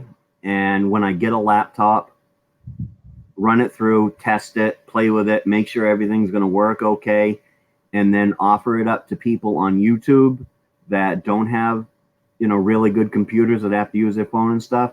It ain't costing me nothing. So, and there ain't a whole lot of gold in them. So I've been thinking about just saying, hey, jump online, put it in a package. This is what's going to cost to ship it. You put that in my PayPal account. I'll ship you the damn computer for free. You just pay for the shipping. Yeah, you might want to be careful about that though, because something could be left on the hard drives that somebody else could use. Well, that's just, I would wipe everything. I'd do a reinstall of everything just like I did with this computer. Yeah, because that's something I learned from E-Waste Mike. Yeah, no, I would. I got a little, because I've done it to several Dells so far, checking it. But I got a little USB drive that's got the Dell reinstall on it, and basically, when you get the computer, you stick this in it, you reboot it by the USB drive. It asks for the number on the back of the computer, because this is only good for Dells. It asks for the number on the back of your computer. You punch that in, and it totally reinstalls. It wipes it all out and reinstalls Windows 10 onto that computer. So there's nothing on. I mean, I'm sure some big hacker could get in there and figure it out, but honestly, for $20, I can go get a reformatter and do the same damn thing, and and just pull the hard drive out and reformat it so that I know everything's wiped out. But just it up to people, it's not costing me nothing. I go to the dump twice a week anyways because I have to take my trash down. It's not costing me nothing. There's plenty of people out there that could use a computer and just, tell them, hey, you pay for shipping, you can have the computer. Yeah, well, I mean, you can get a new hard drive for like $50-$60. Yeah, well, could do that too, but I'm not going to pay $50-$60 for a hard drive and then give the computer away. Oh, yeah, not if you're going to give it away, right? Right. So, but I could, wipe everything off it, reinstall Windows, and send it out to them. Just something I was thinking about doing to help some people out, because I know there's a lot out there that are like, oh my God, I'm not at 1,000. I'm not at 1,000 subscribers. I can't live stream. So it's, well, dude, if you need a computer to live stream with, here's one. Give me $20 for shipping, and then now you can go live stream. You ain't got no damn excuse.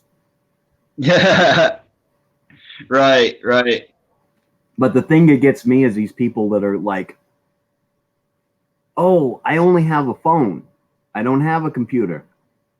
But yet they're the people that have gone out and bought the new Apple 10 and stuff, and they've paid over $1,000 for a damn phone when they can go to Walmart and get one for $150, and that leaves them $700 to buy a decent computer with. Yeah. Well, I mean, they might be most likely they're making payments on the phone, like, $10, $20 a month. Right.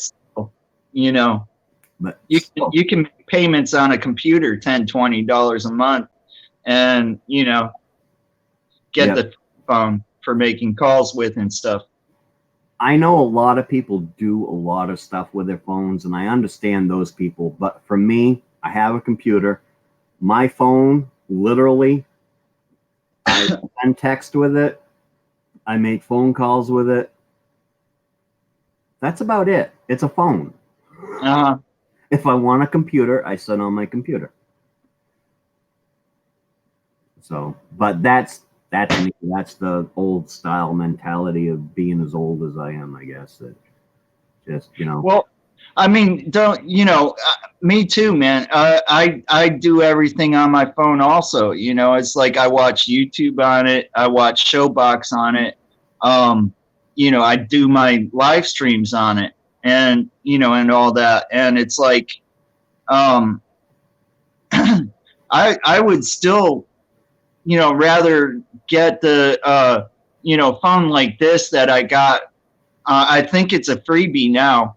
It has 32 gigabyte internal memory, you know, which is really good for having for it not getting glitchy, you know. The only problem is it's like it's well over a year old now and the plug is starting to be funny. That was why I had to, because I was live streaming on my phone. And at the time I didn't have the Wi-Fi extender. It was just balancing. It was going to cost me this or it was going to cost me that. And, you know, having a phone that I was sure was going to charge kind of outweighed all that. So I kind of was getting another phone, but I did end up putting more money into the phone. But, you know, if the phone hadn't been getting glitchy, I probably would have put that money into a Wi-Fi extender first. I don't know. Well, I'm even starting to. I'm starting to find out. I'm still having issues with Wi-Fi with the extender. This is something I did. I haven't done. Well, I did do it with this phone, but now I don't bother. But if you don't have a phone that has the built-in whatever where you can just set it on a, you know, the wireless charger. Yeah. A lot of them have them built in now, but if yours doesn't have a built-in one, for literally $7 on eBay, you can go on and you can get this thing that plugs into your phone, and then your charger is just a magnet, and you stick it right on like that, and it sticks to it, and then you pop it off, and then there's just this little tab right here that's constantly in your charging end, so you don't have to you know, keep pulling that in and out and wear out your charger port. You actually literally put it in once and you can leave it, and it works with transferring data. It works with everything, and it's literally just stick a magnet on it, and it charges it, and it stops you from having to slide that thing in and out and wearing out your port. Yeah. Well, yeah, another thing, though, another reason why I did do the new phone too was getting a better camera to film with too. You know, because there have been so many times. Last fall I missed some killer footage because I didn't have a camera with me, and I was dumb enough to not want. Oh, I had a low charge on the phone. It was this phone that I had then, and so I couldn't be filming stuff, and then the phone died, and they'd be trying to call me from work, you know. Yeah, I missed some footage, even though I had my phone with me. I missed some footage when I went camping because, like a dummy, I didn't have it set and ready to go. And so this black bear ran out in front of us, and I missed it because by the time I got my phone to the camera, he was gone. So I have learned when I'm out looking for things, I keep it right on it. So all I have to do is hit it with my finger. Well, yeah, like that. So it comes on and it's right at the camera part. So then I can just pick it up and hit it. I've gotten used to doing that. Yeah, but also I didn't want to film it on this because I had the GoPro. And that was like one of the stupidest decisions of mine I've ever made, because the leaves were so awesome that day, you know, and you know, finding out what I can fix in editing, you know, that was a lot of the reason why I made this video that I made now, because I could have filmed all that stuff with this phone, even though it's really does not film very well at all. And I could have fixed it to make it look good in editing, you know, and just, oh, dude, that was a bad decision. Definitely. I should have filmed all that stuff. It would have been shaky. Fillmore has something about stabilization. I haven't even tried to play with that because what I did have that was shaky. I wanted to leave it that way. Yeah. But I've thought about getting a GoPro, but honestly, the only advantage that a GoPro would have in my world would be if I was doing some fishing or something and tried to do an underwater scene. Then I could do it with a GoPro. I got those cheap GoPro-ish cameras that you pay like $15 for. That with a case so you can put it underwater. And I can use that. And like you said, just clean up the video a little bit. But yeah. Amazon has some that are around $50 to $90 that are very, very close to GoPro quality. Where? If you watch my camping video, some of the... Oh, I recognize that too. It's just a cheap. It cost me $13.99, and it comes with a waterproof case to put it into. And if you watch my camping, there's some footage in there of me going across the bridge, and then I have another cheap-ass one that's mounted up in my Jeep. So there's some video of that. There's some other videos. But if I want to do underwater, hello, Eileen, wait, welcome back. I can do it. But this, honestly, cheap phone. This cost me $100 at Walmart a year ago. My videos look pretty good. The only thing is I can't go underwater and I don't have that stabilization. But other than that, I'd not go out and spend $300-400 for a GoPro to make videos for YouTube that I'm not one for spending money on YouTube unless I'm monetized, and that's just me. Except for I am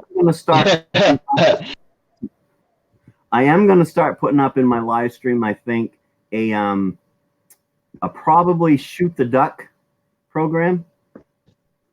Whereas if you want me to shoot the damn duck in StreamYards, then send $1 to my PayPal account. If I get $20 a month in my PayPal account, then I will kill the damn duck and, you know, and go with the paid version of StreamYard.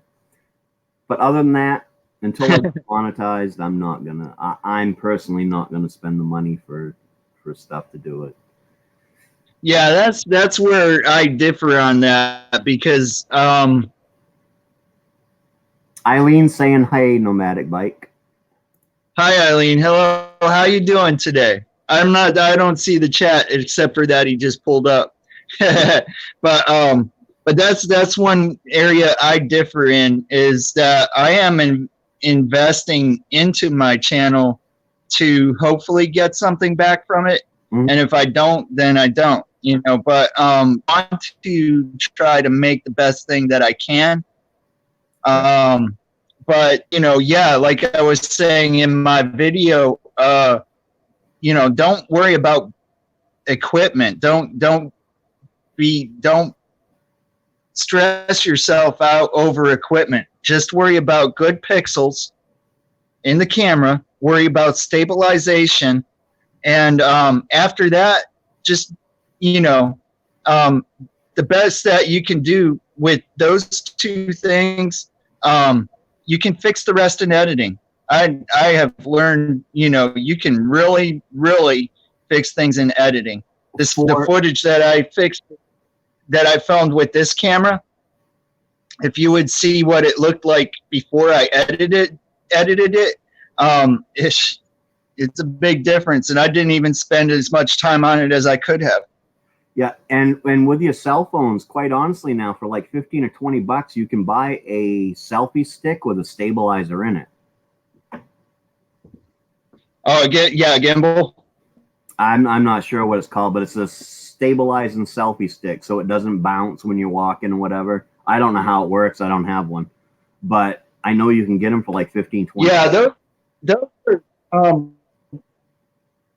yeah, those are a good thing to get. I've heard some good things and bad things about them, but a lot of the bad things about the gimbal you get in the in stabilization in a camera's software, you know. So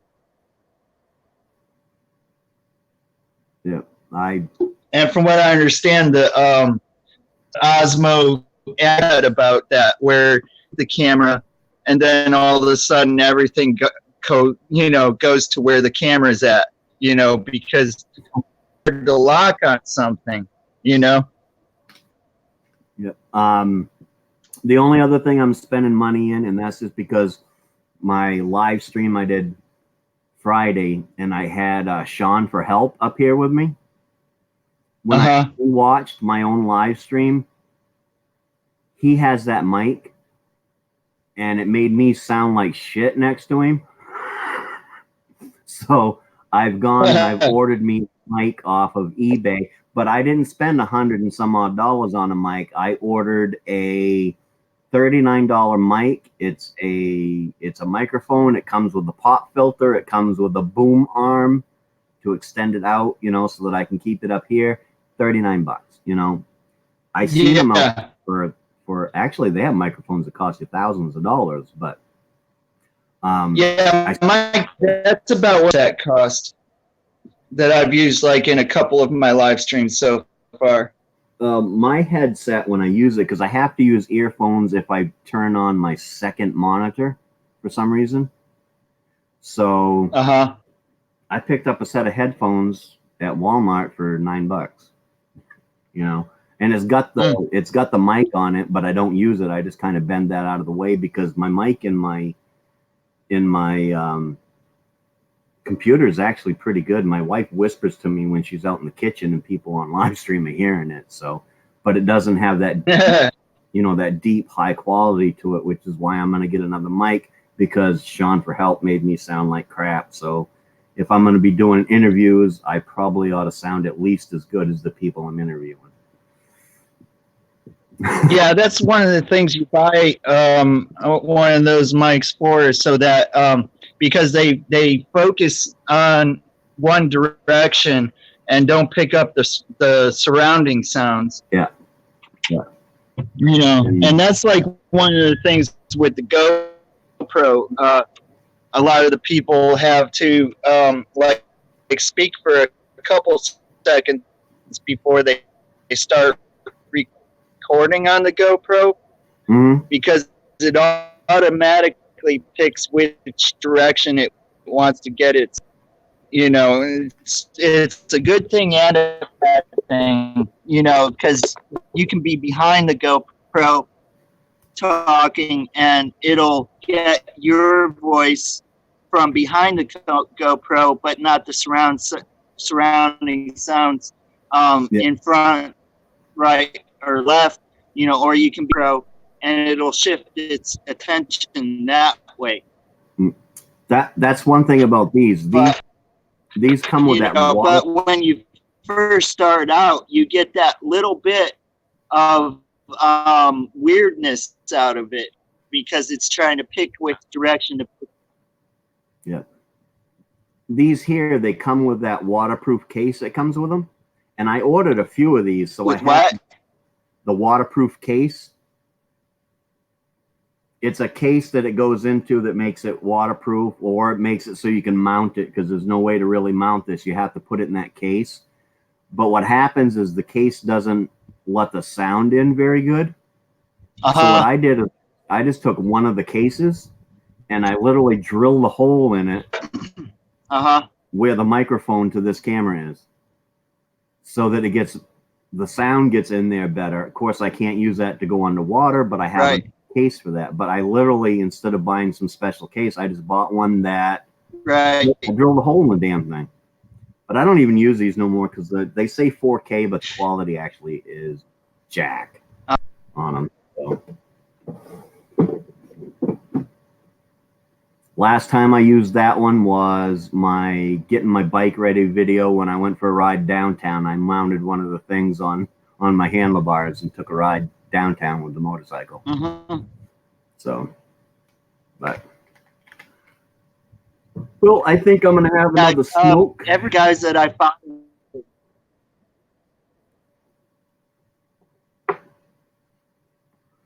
You're cutting in and out, Bill. Your sound left. Yeah. Oh, there we go. Yeah, one of the guys, his channel's called the Everyday Dad. Reviews a lot of those cameras that you. Oh, this guy I watched. Sound left. Oh, my battery. That's all right. My battery's almost dead. Everyday Dad reviews a lot of those cameras and stuff like that, and some of the best ones are like around $90 when you're starting to get around like the quality of a GoPro. Yeah, but like I said, with my phone, But I bought another camera. yeah, he's one that's good to watch to find out how to do YouTube on a broken. Yep. So, all right. Well, you're cutting in and out, and I don't believe there's anybody in here watching us, anyways, Bill.